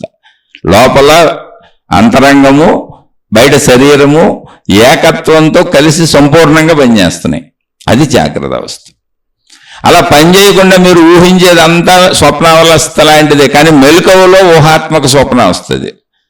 నిద్రలో స్వప్నావస్థ వేరు, మెలకువలో స్వప్నావస్థ వేరు. రెండు అవస్థలు మనసుకు సంబంధించినవే. ఈ మనసుకు సంబంధించిన రెండు అవస్థల్లో తీవ్రంగా ఎవరు ప్రయాణిస్తూ ఉంటారో వాళ్ళకి మానసికమైనటువంటి వ్యాధులు వస్తాయి. అటువంటి వాళ్ళు గురువులు మహాత్ములు అయితే వాళ్ళే మహిమలు మాయలు ఇవన్నీ ప్రజల మీద రుద్దేస్తూ ఉంటారు. వాళ్లే ప్రజల్ని భయభ్రాంతులకు గురి చేసేటువంటి క్షుద్ర పూజలు, రకరకాలైనటువంటి వామాచారాలని అయ్యని ఇయ్యని రకరకాలు తెచ్చేసి వాళ్లే భయంకరంగా కనపడతారు. వాళ్ళ పనులు భయంకరంగా ఉంటాయి, వాళ్ళు చెప్పేవి భయంకరంగా ఉంటాయి. వాళ్ళు భయంకరమైన వాటిని ఊహించి సృష్టించి చెబుతూ ఉంటారు. అటువంటి వాళ్ళ గురువులు పాల్పడ్డారు, సత్యరేఖ మీ జీవితం సర్వనాశనం. ఎందుకని అక్కడ మొత్తం మనోలోకమే ఉంటుంది. కథలు, కల్పితాలు, మహిమలు, మాయలు, అద్భుతాలు, మళ్ళీ అక్కడ దెయ్యాలు. ఎక్కడైతే ఒక దేవుడు నాకు కల్లోకి వచ్చాడు, ఒక దేవత కల్లోకి వచ్చి నాతో మాట్లాడుతుంది అన్నారో ఆ పక్కన వాళ్ళు దెయ్యాన్ని కూడా ఊహించుకోవచ్చు. ఎందుకంటే మనోలోకం కదా. కానీ జ్ఞానంలో ఇలా ఉండదు. వాస్తవికంగా నువ్వు వెళ్తావు, నిన్ను నువ్వు తెలుసుకుంటూ నిన్ను నువ్వు అర్థం చేసుకుంటూ వెళ్తావు. అందుకని ఈ స్వప్నావస్థ అనేటువంటి మానసిక లోకంలో మెలకువలోనూ పడబాకండి, లేదా కలలోనూ పడబాకండి. అంటే పడక తప్పదు. ఊహలు నాకు కూడా వస్తాయి. మెలకువలోనూ నాకు బోళ్ళు ఊహలు వస్తాయి. ఊహించకుండా ఎలా కుదిరితే ఎవరో జబ్బు చెబుతారు, ఆ జబ్బు నాకు వస్తుందేమో అనిపిస్తుంది కాసేపు, లేదా మా వాళ్ళకి వస్తే అనిపిస్తుంది.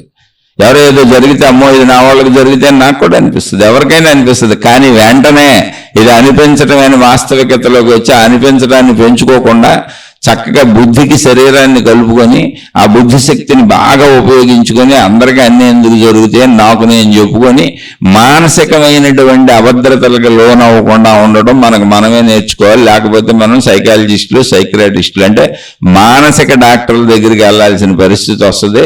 ఇలా తీవ్రమైన స్థాయికి వెళ్ళిపోయిన వాళ్ళే డిప్రెషన్లకు వెళ్ళిపోయి సూసైడ్లు అంటే ఆత్మహత్యలు చేసుకు చచ్చిపోతారు. ఇలా తీవ్రమైనటువంటి మానసిక భావోద్వేగాలకు లోనైన వాళ్ళే ఇతరులను హత్యలు చేసి చంపుతారు.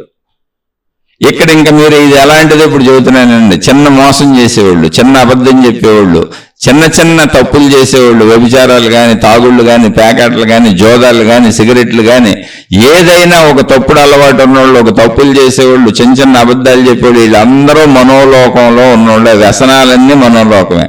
నేను మానలేకపోతున్నానంటారు. మానలేకపోవటానికి ఏముంది? సిగరెట్ తీసి అవతల ఇసిరేతలు పారేయచ్చు, కానీ నిన్ను కట్టేస్తుంది ఎవరో. నేను సిగరెట్ తాగమని కొడుతుంది ఎవరు? మందు తాగమని కొడుతుంది ఎవరు? వ్యభిచారం చేయమని కొడుతుంది ఎవరు? పేకాడమని కొడుతుంది ఎవరో? ఎవరో లేరు, నీ మనసే. నేను వదలలేను అంటుంది. అది మానసిక లోకం. అలా మానసిక లోకాన్ని పెంచుకుంటా వెళ్ళకండి. అవే వ్యసనాలు, అవే దుర్గుణాలు. ఇక్కడ ఎలా వదలలేరో ఇటువంటి మానసికమైనటువంటి దాన్ని సత్యమని బాగా భావించుకుంటూ వెళ్ళిన వాళ్ళ మతాన్ని వదలలేరు, వాళ్ళ దేవుణ్ణి వదలలేరు, వాళ్ళ మార్గాన్ని వదలలేరు, వాళ్ళ గురువుని వదలలేరు, వాళ్ళ సాధనను వదలలేరు, వాళ్ళ పద్ధతిని వదలలేరు. మాదే రైట్ అంటూ ఇతరుల మీదకి వెళ్తారు. ఒక తాగుబోతోడు వెళ్ళి కొట్టి తిట్టి లాక్కొని దొంగతనాలు చేసేని తాగుడికి వెళ్ళిపోతాడు. అలాగే మా దేవుడే కరెక్ట్ అనడానికి ఎదుటి దేవుడిని విధ్వంసం చేస్తాడు, వాళ్ళ ప్రార్థనాలయాన్ని విధ్వంసం చేస్తాడు, వాళ్ళ గురువుల మీద దాడులు చేస్తాడు. మాదే కరెక్ట్ అనడానికి తన స్థాయిలో తాను ఎంత చేయగలడో అంత చేస్తాడు, తనకున్న ధైర్య సాహసాలను బట్టి. కానీ ఆ చేయిస్తుంది, ఆ వ్యసనానికి లోను చేసింది మనసు. వ్యసన పరత్వాన్ని పొందేది ఎప్పుడు మనసే. అది శరీరాన్ని తన కంట్రోల్లోకి తెచ్చేసుకుంది. అందుకని మనసు కంట్రోల్లోకి మీరు వెళ్ళకండి, మనసుని వాడుకోండి. ఎప్పుడు మీరు బుద్ధితో విచక్షణతో ఉండండి. బుద్ధితో విచక్షణతో ఉండేది వాస్తవికత. అందుకని జ్ఞానాన్ని వాస్తవంగా నేర్పే గురువుల్ని, మహాత్ముల్ని అనుసరించండి. అటువంటి గ్రంథాలను చదవండి. మహిమలు, మాయలు, అద్భుతాల గ్రంథాలు చదివేశారనుకోండి, మీకు పెచ్చెక్కుద్ది. ఎందుకని ఆ అద్భుతాలు మీరు చేయలేరు, జరగవు, కుదరదు. వాస్తవికతలో ఏం ఉండవు. వాస్తవికతలో నీ శరీరం ఇలాగే ఉంటుంది, నువ్వు ఇలాగే జీవించాలి, ఇలాగే చనిపోతావు.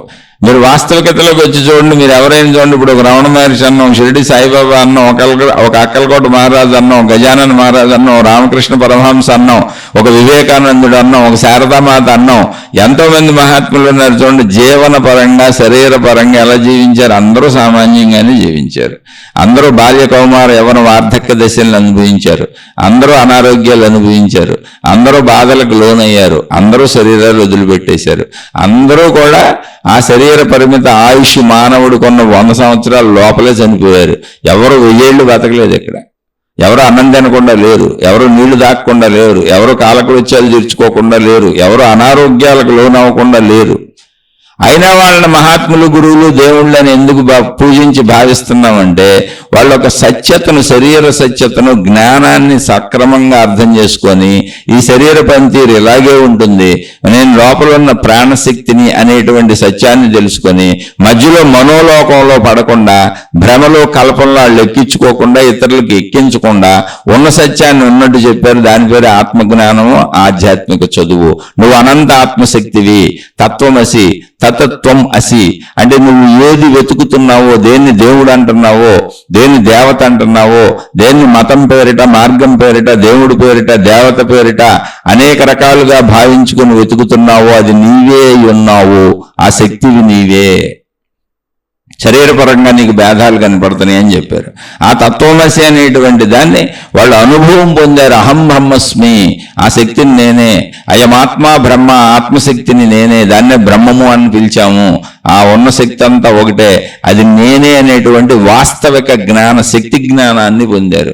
శరీర జ్ఞానం నుంచి శక్తి జ్ఞానాన్ని పొందటం వల్ల శరీరం నశించిపోతున్నా, శరీరం కృషించిపోతున్నా, శరీరానికి వార్ధక్యం వచ్చినా, శరీరానికి అనారోగ్య బాధలు వచ్చినా, శరీరానికి సర్వసౌఖ్యాలు సమకూరకపోయినా ఒక సామాన్య జీవితం వాళ్ళకి సంతృప్తినిచ్చింది. ఎందుకంటే నేను శక్తినన్న భావంలో ఈ శరీరం నశించేది అనేటువంటి జ్ఞానాన్ని, వాస్తవికతను వాళ్ళు అంగీకరించారు. ఈ శరీరం నేను ఎన్ని సమకూర్చినా అది నిలబడదు, ఎన్ని సౌఖ్యాలు ఇచ్చినా అది నిలబడదు. నేను ఎంత ప్రపంచం నుంచి పోగేసుకుని ఎన్ని కోటాను కోట్ల సంపదలు పొందినా, ఎంతమంది దేవుళ్లను పూజించినా, దేవతలను అర్చించినా, ఎన్ని రకాల సాధనా మార్గాలతో ప్రయత్నించినా బాల్య కౌమార యవ్వన వార్ధక్య దశలు, మరణం అనేటువంటి స్థితులను మార్చలేని శరీరానికి శక్తిగా నేను స్థిరంగా ఉంటానని వాస్తవికతను అర్థం చేసుకుని శక్తి స్వరూపంగా వాస్తవ జ్ఞానం తెలుసుకున్నారు కనుక, అది వాస్తవికత కనుక మనోలోకంలో పడకుండా ఉన్నారు. మాకు ఈ కళలు వచ్చినాయి, మాకు ఇటువంటి కళలు వచ్చినాయి, ఈ కళ్ళన్నీ నిజమని మహిమలు మాయలు రాయలేదళ్ళు, చెప్పలేదు ఎవరికి. దయ్యాలు భూతాలు కథలు చెప్పలేదళ్ళు ఎవరికి. అందుకని వాస్తవికతలో ఉండండి. అవాస్తవికతలో మిమ్మల్ని పడేసేది మనసు. అందుకే స్ట్రెస్కి గురయ్యేవాళ్ళు, ఒత్తిడికి గురయ్యేవాళ్ళు మీరు గుర్తుపెట్టుకోండి, కళల లోకంలో అసలు కళలను తీసుకోబోకండి, కొట్టేయండి. మళ్ళీ ఇదేంటని కళలను అసలు వద్దు. ఇప్పుడు ఇల్లు ఊడ్చాం, ఇల్లు చీపురుతో ఊడ్చుకున్నాం, ఊడిస్తే చెత్త అంతా మూలకు వస్తుంది. ఏం చేస్తాం చెత్తని? చెత్త ఎత్తేటువంటి ప్లాస్టిక్ చాటలు లాంటివి ఉంటాయి, అంటే చెత్త ఎత్తేటువంటివి ఉంటాయి. చీపురుతో చెత్తని అందులోకి తోసేసి మొత్తం చెత్త ఎత్తేసి బయట పారేస్తాం తీసుకెళ్ళి. కానీ చెత్త ఊడ్చినాక చెత్తను బయట పారేయాలి కదా. బయట పారేయకుండా అక్కడ కూర్చొని చెత్తలో ఏముందని ఎదుర్కొంటున్నాడు ఇంకొండ ఒకడు. అటు పిచ్చోడా మంచోడా? ఆలోచించండి. అలాగే నీ మనసు కలంత చెత్త. ఎందుకని? బుద్ధి విచక్షణతో లేదది. జాగ్రత్తగా మనసు శరీరంతో కలిసి ప్రయాణిస్తున్నప్పుడు, సంపూర్ణ ఎరుకలో శరీరం ఉన్నప్పుడు, సంపూర్ణ ఎరుకలో మనసు ఉన్నప్పుడు, మనోశక్తి శరీర శక్తి కలిసి సాగుతున్నప్పుడు తాజా జ్ఞానాన్ని సేకరించేటువంటి మెలకువ ఉంటుంది, పాత జ్ఞానాన్ని అనుభవించేటువంటి మెలకువ ఆ రెండింటిలో సాగుతున్నప్పుడు సంపూర్ణంగా బుద్ధి శరీరానికి ఇలా అని వాస్తవికతను చెబుతూ ఉంటుంది. అదే మనం నిత్య జీవితంలో జీవించే జీవితం. మెలకువ నుంచి మనం కాలకృత్యాలు తీర్చుకోవటం, మనకు అవసరమైనవన్నీ చేసుకోవటం, బళ్ళేసుకెళ్ళటం, వృత్తి వ్యాపార ఉద్యోగాలు చేయటం, అలా అన్నీ చేసుకొచ్చి రాత్రి పడుకోవటం వరకు జరుగుతున్న చర్య అంతా బుద్ధి ఆధ్వర్యంలో జరుగుతుంది, జ్ఞానాధ్వర్యంలో జరుగుతుంది. శరీరానికి అది చెబుతుంది. నువ్వు ఇప్పుడు నిద్రపోయావు, నిద్రలో బుద్ధి లేదు కనుక దాని ఇష్టారాజ్యంగా కల్పేసుకుంది. అక్కడ దానికి ఒక సెన్సార్ బోర్డు లేదు, ఇలాగే కలపాలి, ఇదే నిర్ధారణ, ఇదే నిజమని చెప్పేది లేదు. ప్రాపంచిక విషయాలు సత్యాలను చెప్పేటువంటి సెన్సార్ బోర్డు లేదు అక్కడ. అందుకని నేను ఎడబెడ కలిపేసుకుంది. పక్కింటోడు పెళ్ళం ఎదురింటోడు మొగుడుతో కలిపేసుకుంది. లేదా నాకు నచ్చితే నేను ఎదురింటోడు పెళ్ళం పక్కింటి మొగుడు ఏదో ఒకటి నాకు ఇష్టం, ఇంకా లేదా దెయ్యాలు భూతాలు అలా కలిపేసుకుంటుంది అది. అందుకని కళల్ని తీసుకోకండి. కళలు ఎలాంటివి అంటే ఊడి చేసిన చెత్త లాంటివి. చెత్తను బయట పారవేయాలి. ఆ చెత్తను మహిమలని మాయలని పుస్తకాలు రాసి లేదా భయభ్రాంతులకు గురి చేసి సగం పాము సగం మనిషి సగం పులి సగం ఇది అని నువ్వన్నవన్నీ గ్రాఫిక్స్ సినిమాలన్నీ గ్రాఫిక్స్ లాగా కలిపేసుకుంటుంది. అసలు గ్రాఫిక్స్తో సినిమాలు తీస్తున్నారంటే ఏంటి? మనోసృష్టి కదా అది. ఇప్పుడు అనేక రకాల గ్రాఫిక్స్ పెట్టి సినిమాలు తీసేసి సగం మనిషిని సగం జంతువుని కలిపేస్తాడుగా సినిమాలో. గ్రాఫిక్స్ అది మనోసృష్టే. కానీ అది ఎంటర్టైన్మెంట్ కోసం చేశాడు. దాన్ని నువ్వు నిజంగా చేసుకుంటూ పిచ్చెక్కిందంటారు. అందుకని అటువంటి గురువుల జోలికి వెళ్ళకుండా ఒకటే సూత్రం, వాళ్ళు మహిమలు మాయలు ఇలాంటివి చెబుతూ ఉంటారు. వాళ్ళు ప్రతిదానికి ఒక కారణం చెబుతూ ఉంటారు. వాళ్ళకి ఎదురు దెబ్బ తగిలితే ఒక కారణం చెబుతారు. ఎదురు దెబ్బకి కారణం ఏంటంటే చూసుకోబోతే తగిలింది అంతే. ఎందుకని మేము గురువులు మహాత్ములు అయిపోయాం కదా, ఇప్పుడు నాకు ఎదురు దెబ్బ తగిలిందంటే నేను ఎక్కడో పలానోడి యొక్క బాధను నేను తీసుకున్నాను, అక్కడ కారు కింద పడబోయాడు, నేను ఆయన రక్షించాను, అది నాకు ఎదురు దెబ్బ రూపంలో మన దేవుడు ఇచ్చాడని చెబుతాడు. ఒక కల్పన కల్పించేస్తాడు, అల్లేస్తాడు కథలో. అవన్నీ గ్రంథాలు అయిపోతాయి. మానసిక రోగులంతా చదువుకుంటూ కూర్చుంటారు. మానసిక రోగులంతా రాసుకుంటూ కూర్చుంటారు. అలా నేను నిజమైన మహాత్ముల్ని కించపరచటం లేదు. ఎంత సృష్టినే సృష్టించగలిగినటువంటి ఆ శక్తి చేయలేనిదే లేదు, అనంత ఆత్మశక్తి. కానీ అది అంత సిస్టమేటిక్గా ఉంటుంది, నీలాంటి పిచ్చిలాగా ఉండదు. అదే జ్ఞానం. సిస్టమేటిక్గా మనుషులు వచ్చారు, సిస్టమేటిక్గా చెట్లు వచ్చినాయి, సిస్టమేటిక్గా జంతువులు ఉన్నాయి. సృష్టి అంతా సిస్టమేటిక్గా క్రమశిక్షణలో సాగుతుంది. అది వాస్తవం. సృష్టి అంతా అద్భుతం కాదా? అనంత ఆత్మశక్తి ఎంత సృష్టి కావడం అద్భుతం కాదా? మళ్ళీ ఇదంతా బాల్య కౌమార ఎవరి వార్ధక్య దశలను అనుభవించి మరణించి తిరిగి శక్తిలో కలిసిపోవటం ఏంటి? అదంతా అద్భుతం కాదా? కానీ అది సిస్టమేటిక్గా ఉంటుంది, ఎడాపెడా ఉండదు. అందుకని మానస లోకంలో కళలను అసలు నమ్మబాకండి. ఊడ్చిన చెత్తని ఎత్తి బయట పారేయండి, మీరు ధైర్యవంతులుగా బతుకుతారు. మీ కళలను మీరు విశ్లేషించుకోబాకండి, పిచ్చోళ్ళు అయిపోతారు. అలాగే మెలకువలో ఉన్నప్పుడు శరీరాన్ని కదపకుండా కూర్చొని ఊహాలోకంలో విహరించకండి. ఒకళ్ళు విహరించారు, అది జ్ఞానపూర్ణమైతే ఓకే, ఎలా చదువుకోవాలి, ఏం చేయాలి, ఇప్పుడు నేను వెళ్ళాలి ఏంటి, లేదా రేపు ఉద్యోగంలో ఏం చేయాలి, అలా భవిష్యత్తు కొంత దూరం అవి మామూలుగా ఊహిస్తాం, సహజం. అది కాదు, ఎవరు చెప్పిన జబ్బులు నాకు వచ్చేసినాయి, ఎవరికి జరిగిన ప్రమాదాలు మాకు జరిగిపోతే, ఎవరికి అయినాయి అన్నీ మాకు అయిపోతాయంటే మీరు సైకలాజికల్ పేషెంట్లు అయిపోతారు. చెడు ఏమి ఊహించకండి. అలాగే ఆశ అత్యాశ దురాశ ఊహించకండి, సైకలాజికల్ పేషెంట్లు అయిపోతారు. అలాగే పోల్చుకుంటుంటారు, వాళ్ళకి అంత ఉంది మాకు ఎంత లేదని. ఇవన్నీ ఊహాత్మకమైన ఎల్లబాకండి, సైకలాజికల్ పేషెంట్లు అయిపోతారు. శరీరము మనసు కలిసి ప్రయాణిస్తున్నప్పుడు బుద్ధి యొక్క నియంత్రణ అనుక్షణం ఉంటుంది అక్కడ. అందువలన మనం కరెక్ట్గా మెలకువలో జీవించగలుగుతాం.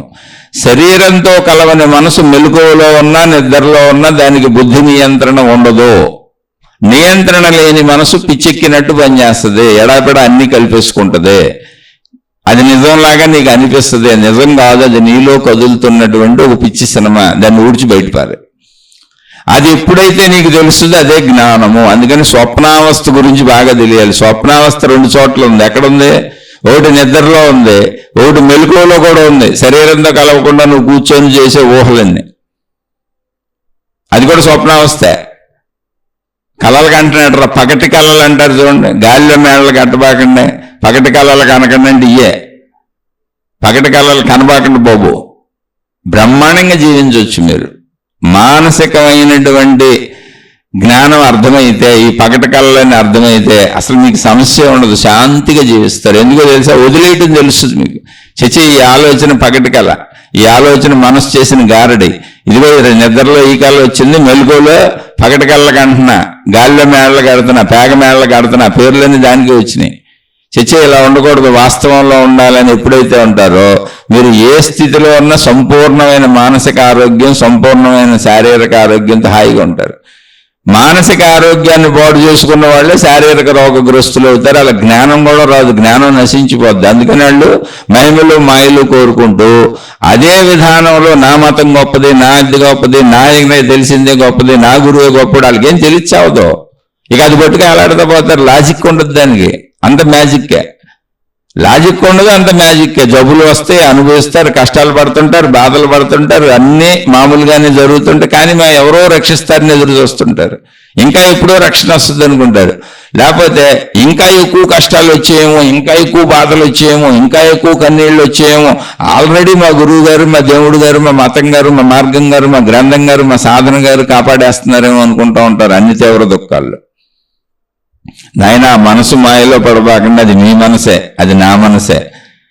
చాలా డేంజర్ అది. ఎందుకంటే అది త్రిశంకు స్వర్గము, రియాలిటీ కాదు. అందుకని స్వప్నావస్థ 2 అవస్థల్లో ఉంటుంది. శాస్త్రాల్లో మీకు చెప్పలేదు. మెలకువలో ఉండే అవస్థని చెప్పలేదు, మెలకువలో ఉండేది కూడా మీకు చెబుతున్నాను నేను. అందుకే వాడుక భాషలో విషయపరంగా మాట్లాడదామని చెప్పా. మెలకువలో ఉండి నువ్వు శరీరంతో కలపకుండా చేసే ఊహలు కూడా స్వప్నావస్థే. అందుకని ఎల్లకండే. వాస్తవంగా శరీరంతో కలిపి నువ్వు ఏం చేయగలవో అది నీ తాహతో, అది నీ స్థితి, అది మానవుడి యొక్క జీవితం, అది వాస్తవ జీవితం శరీరంతో కలిసినప్పుడు. ఇప్పుడు స్వప్నావస్థను దాటేశాం, సుషుప్తావస్థ అన్నాడు. స్వప్నావస్థ గురించి చెప్పాను, ఇంకెంత చేయని చెప్పుకోవచ్చు. ఇది అటువంటి గురువులు బారిన పడకండి. మీరు మీ మనసుని స్వప్నావస్థల్లో నమ్మకండి, వాస్తవంలో నమ్మి వాస్తవంగా నడవండి.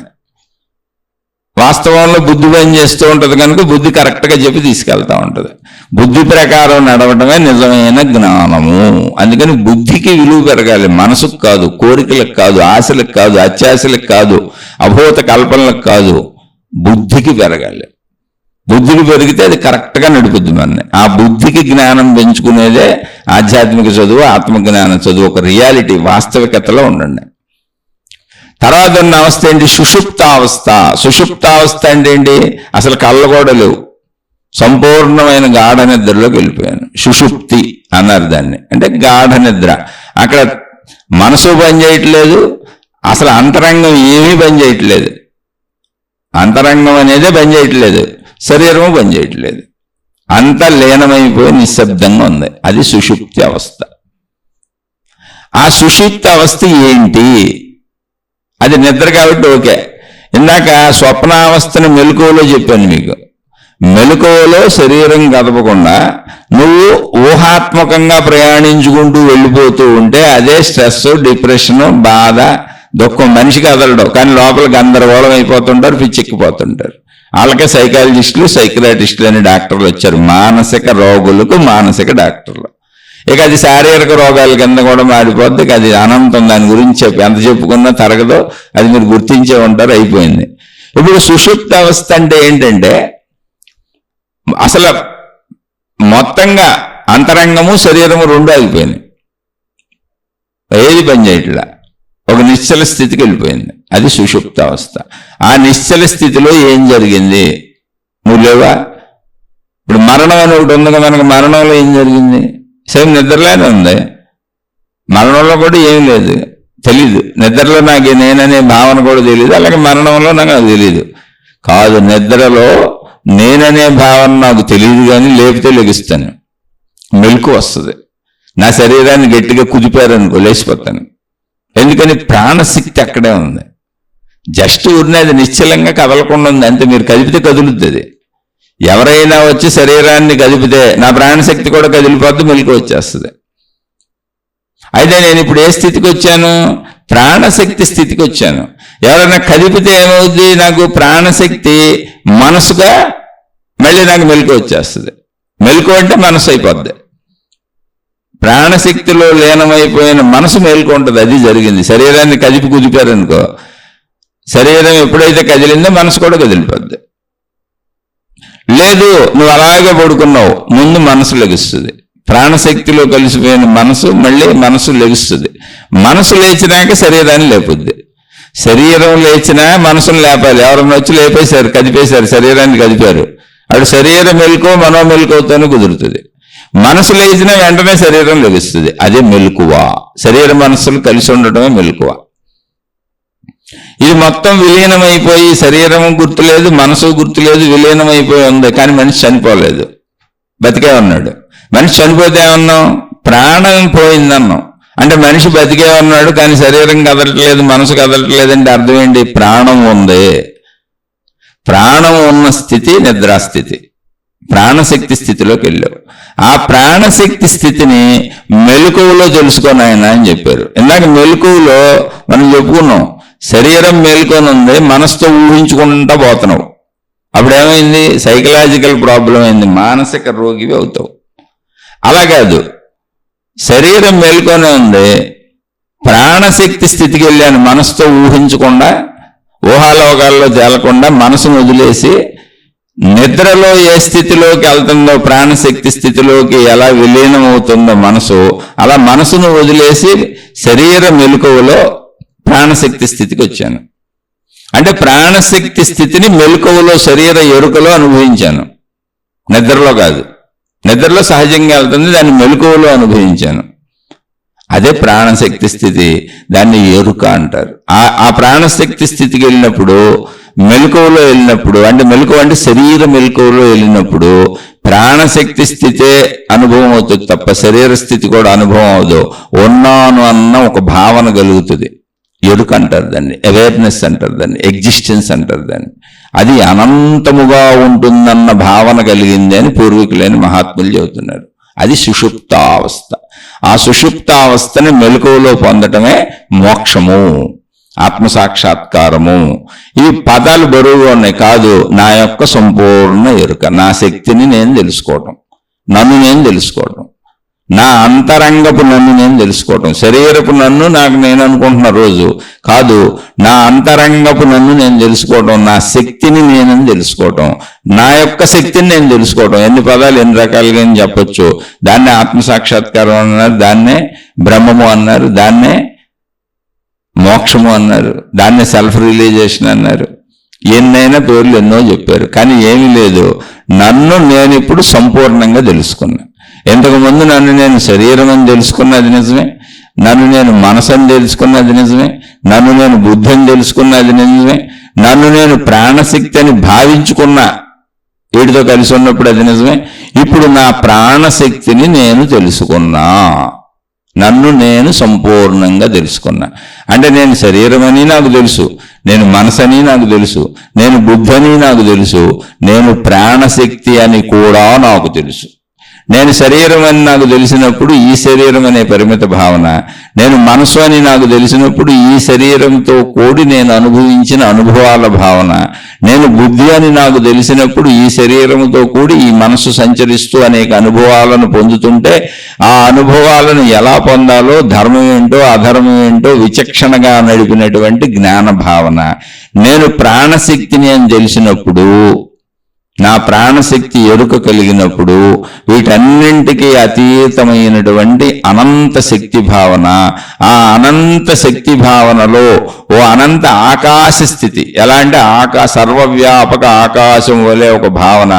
అందులో నా శరీరం ఉంది, నా మనసు ఉంది, నా బుద్ధి ఉంది, మొత్తం ప్రపంచం కూడా ఉంది. కానీ సర్వవ్యాపక ఆకాశ భావన, అది నా ప్రాణశక్తి భావన. అందులో మొత్తం సృష్టి ఉంది, ఆ సృష్టిలో నేనున్నానని కూడా నాకు తెలుసు. అలాంటి ఒక ఎరుక భావన కలుగుతుంది. అది సుషుప్తావస్థ, మెలకువలో పొందితే. అదే మనోస్థితిని మెలకువలో పొందితే పిచ్చెక్కుద్ది.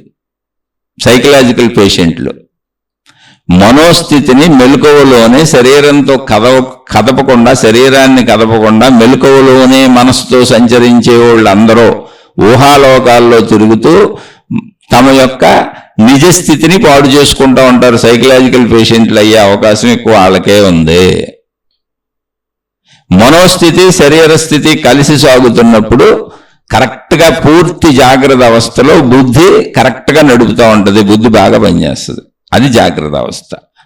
సంపూర్ణ బుద్ధి అండర్లో మనసు శరీరం కలిసి ప్రయాణిస్తున్నప్పుడు జాగ్రత్త అవస్థ, మెలకువ.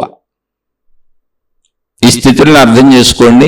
అదే సుషుప్తి స్థితిని మెలకువలో శరీరంతో పొందగలిగితే, అంటే ప్రాణశక్తి ఎరుకను పొందగలిగితే అది మోక్షం, అంతేం లేదు. ఇప్పుడు అన్ని నీయే కదా, నీలోనే కదా పొందాలి. మరి నీలో పొందటానికి బయట తిరుగుతానంటావేంటి, బయటికి వెళ్తానంటావేంటి? బయటికి వెళ్ళు, శరీరాన్ని బతికించుకోవడానికి వెళ్ళు, కుటుంబాన్ని బతికించుకోవడానికి వెళ్ళు, బయట తిరుగు. ఒకవేళ నీకు ఏదైనా నమ్మకం ఇంకా కుదరలేదు, శక్తి నాకు తెలియలేదు, ఆత్మశక్తి తెలియలేదు అంటే ఆ బయట దేవుడి ద్వారా, దేవత ద్వారా నర్సరీలో చేరిన పిల్లోడు బొమ్మలతో ఆడుకుంటూ ఎల్కేజీకి వచ్చి, యూకేజీకి వచ్చి, 1వ తరగతికి వచ్చి, 2వ తరగతికి వచ్చి అలా అలా అలా అలా పెద్ద ప్రొఫెసర్ అయిపోయి జ్ఞానాన్ని సంపాదించినట్టు నువ్వు కూడా ఏదో ఒక ఆధారత పట్టుకొని గురువునో, ఒక దేవుణ్ణో, ఒక మతాన్నో, ఒక విధానాన్నో, ఒక సాధనో, ఒక పద్ధతినో పట్టుకొని నిదానంగా నీలోని అనంత ఆత్మశక్తి, ప్రాణశక్తి వరకు వచ్చాయి. అలా ఇల్లు తప్పేం లేదు. కానీ అభూత కల్పనలో మాయలు, మహిమలు, పక్క మతాలను తిట్టటాలు, జనాలందరినీ పక్క మత పోలని, ఆడిని ఈడిని నా మతంలోకి లాగేసుకోవటాలు, నా సంఖ్యాబలం పెంచుకోవటాలు, నా సమూహం పెంచుకోవటాలు, ధనం పెంచుకోవటాలు, విలువలు అంటే విలువలు లేనటువంటి విధానాల పద్ధతుల్లో అన్ని పెంచుకోవటాలు, వాస్తవిక జ్ఞానాన్ని చంపేయటం, పక్క వాళ్ళని తిట్టడం, ఎదురు వాళ్ళని తిట్టడం, నాదే కరెక్ట్ అని చెప్పడం, ఇదంతా కూడా మిథ్యా జ్ఞానము. ఈ మిథ్య అంతా మనసులో ఉంటుంది. అది మాయ, దాన్నే మాయ అన్నారు. అది ఉండి సావదు, ఉన్నట్టు అనిపిస్తూ ఉంటుంది, కానీ నిజం కాదు. అందుకని ఆ మాయలో పడకండి, ఆ మాయలో మాయల్లో అసలు పడకండి. వాళ్ళందరూ మనసుల్లో ఉన్నారు. మీ మనసు మాయలోనూ పడకండి, ఇతరుల మనసులతో సృష్టించుకున్న ఊహాలోకపు మాయల్లో, భౌతికంలోనూ పడకండి, ఆధ్యాత్మికతలోనూ పడకండి. ఆలోచించి చూడండి. చక్కగా మీకు అర్థమైతే మీ సుషుప్త అవస్థను అంటే మీ ప్రాణశక్తి అవస్థను మీ మెలకువలో తెలుసుకోవటమే ఆధ్యాత్మికం, ఇంకేం లేదు. దానికోసమే ఆధ్యాత్మిక చదువు, ఆత్మజ్ఞానం చదువు. అలా అని దానికి శరీరాన్ని అశ్రద్ధ చేయకూడదు, మనసును అశ్రద్ధ చేయకూడదు, బుద్ధిని అశ్రద్ధ చేయకూడదు, కుటుంబాన్ని అశ్రద్ధ చేయకూడదు, ధనాన్ని అశ్రద్ధ చేయకూడదు. దేవుళ్లను, మతాలను, గురువులను, విధానాలను, పద్ధతులను కూడా నిజమైన వాటిని అశ్రద్ధ చేయకూడదు. అభూత కల్పనలు కల్పించి మాయలు, మహిమలు అని చెప్పి పిచ్చి పిచ్చి అన్ని మనకు చెప్పి దయ్యాలు, భూతాలని నమ్మించి, అన్నింటినీ రకరకాలు నమ్మించి, భయభ్రాంతులకు గురి చేసి, మనకి యంత్రాలు, తంత్రాలు, మంత్రాలు అన్నింటినీ అమ్మేసుకునే వాళ్ళని, డబ్బు కోసం చేసేవాళ్ళని, తాళ్ళు, తాయెత్తులు, రంగురాళ్ళు, ఉంగరాలు అమ్మేసుకునే వాళ్ళని అసలు నమ్మకండి. ఎందుకంటే అది మనోలోకంలో వాళ్ళు చేస్తున్న గారడి. మన మనోలోకం కూడా మనతో గారడి చేస్తూ ఉంటుంది. మీ సొంత మనోలోకాన్ని కూడా నమ్మకండి. విచక్షణతో, వివేకంతో, వాస్తవిక జ్ఞానంలో జీవించడం అలవాటు చేసుకోండి. అదే జ్ఞాన మార్గము. మీ కుటుంబం జాగ్రత్త, మీరు జాగ్రత్త, మీ మనసు జాగ్రత్త, మీ శరీరం జాగ్రత్త, మీ ధనం జాగ్రత్త, అన్నింటినీ చక్కగా కాపాడుకుంటూ వాస్తవికతలో ప్రయాణించండి. అలా ప్రయాణిస్తూ ఏమైనా సందేహాలు వస్తే అడగండి, మళ్ళీ మాట్లాడుకుందాం. శుభమస్తు. మీకు, మీ కుటుంబ సభ్యులకు మేలు చేకూరుగాక. మరలా మరొక కొత్త శీర్షికతో కలుసుకుందాం. ఎన్ని చెప్పినా, ఎంత మాట్లాడినా నేను అతి సామాన్యుణ్ణి. నేను చెప్పింది అందరికీ నచ్చకపోవచ్చు. నచ్చని వాళ్ళందరూ కూడా నేను సామాన్యుణ్ణి అనే విషయాన్ని చక్కగా సహృదయంతో మన్నించి నన్ను క్షమించి వదిలివేయండి. మీకు నచ్చిన మార్గాలలో మీరు ప్రయాణించండి. శుభమస్తు. మీకు, మీ కుటుంబ సభ్యులకు మేలు చేకూరుగాక. మరలా మరొక కొత్త శీర్షికతో కలుసుకుందాం.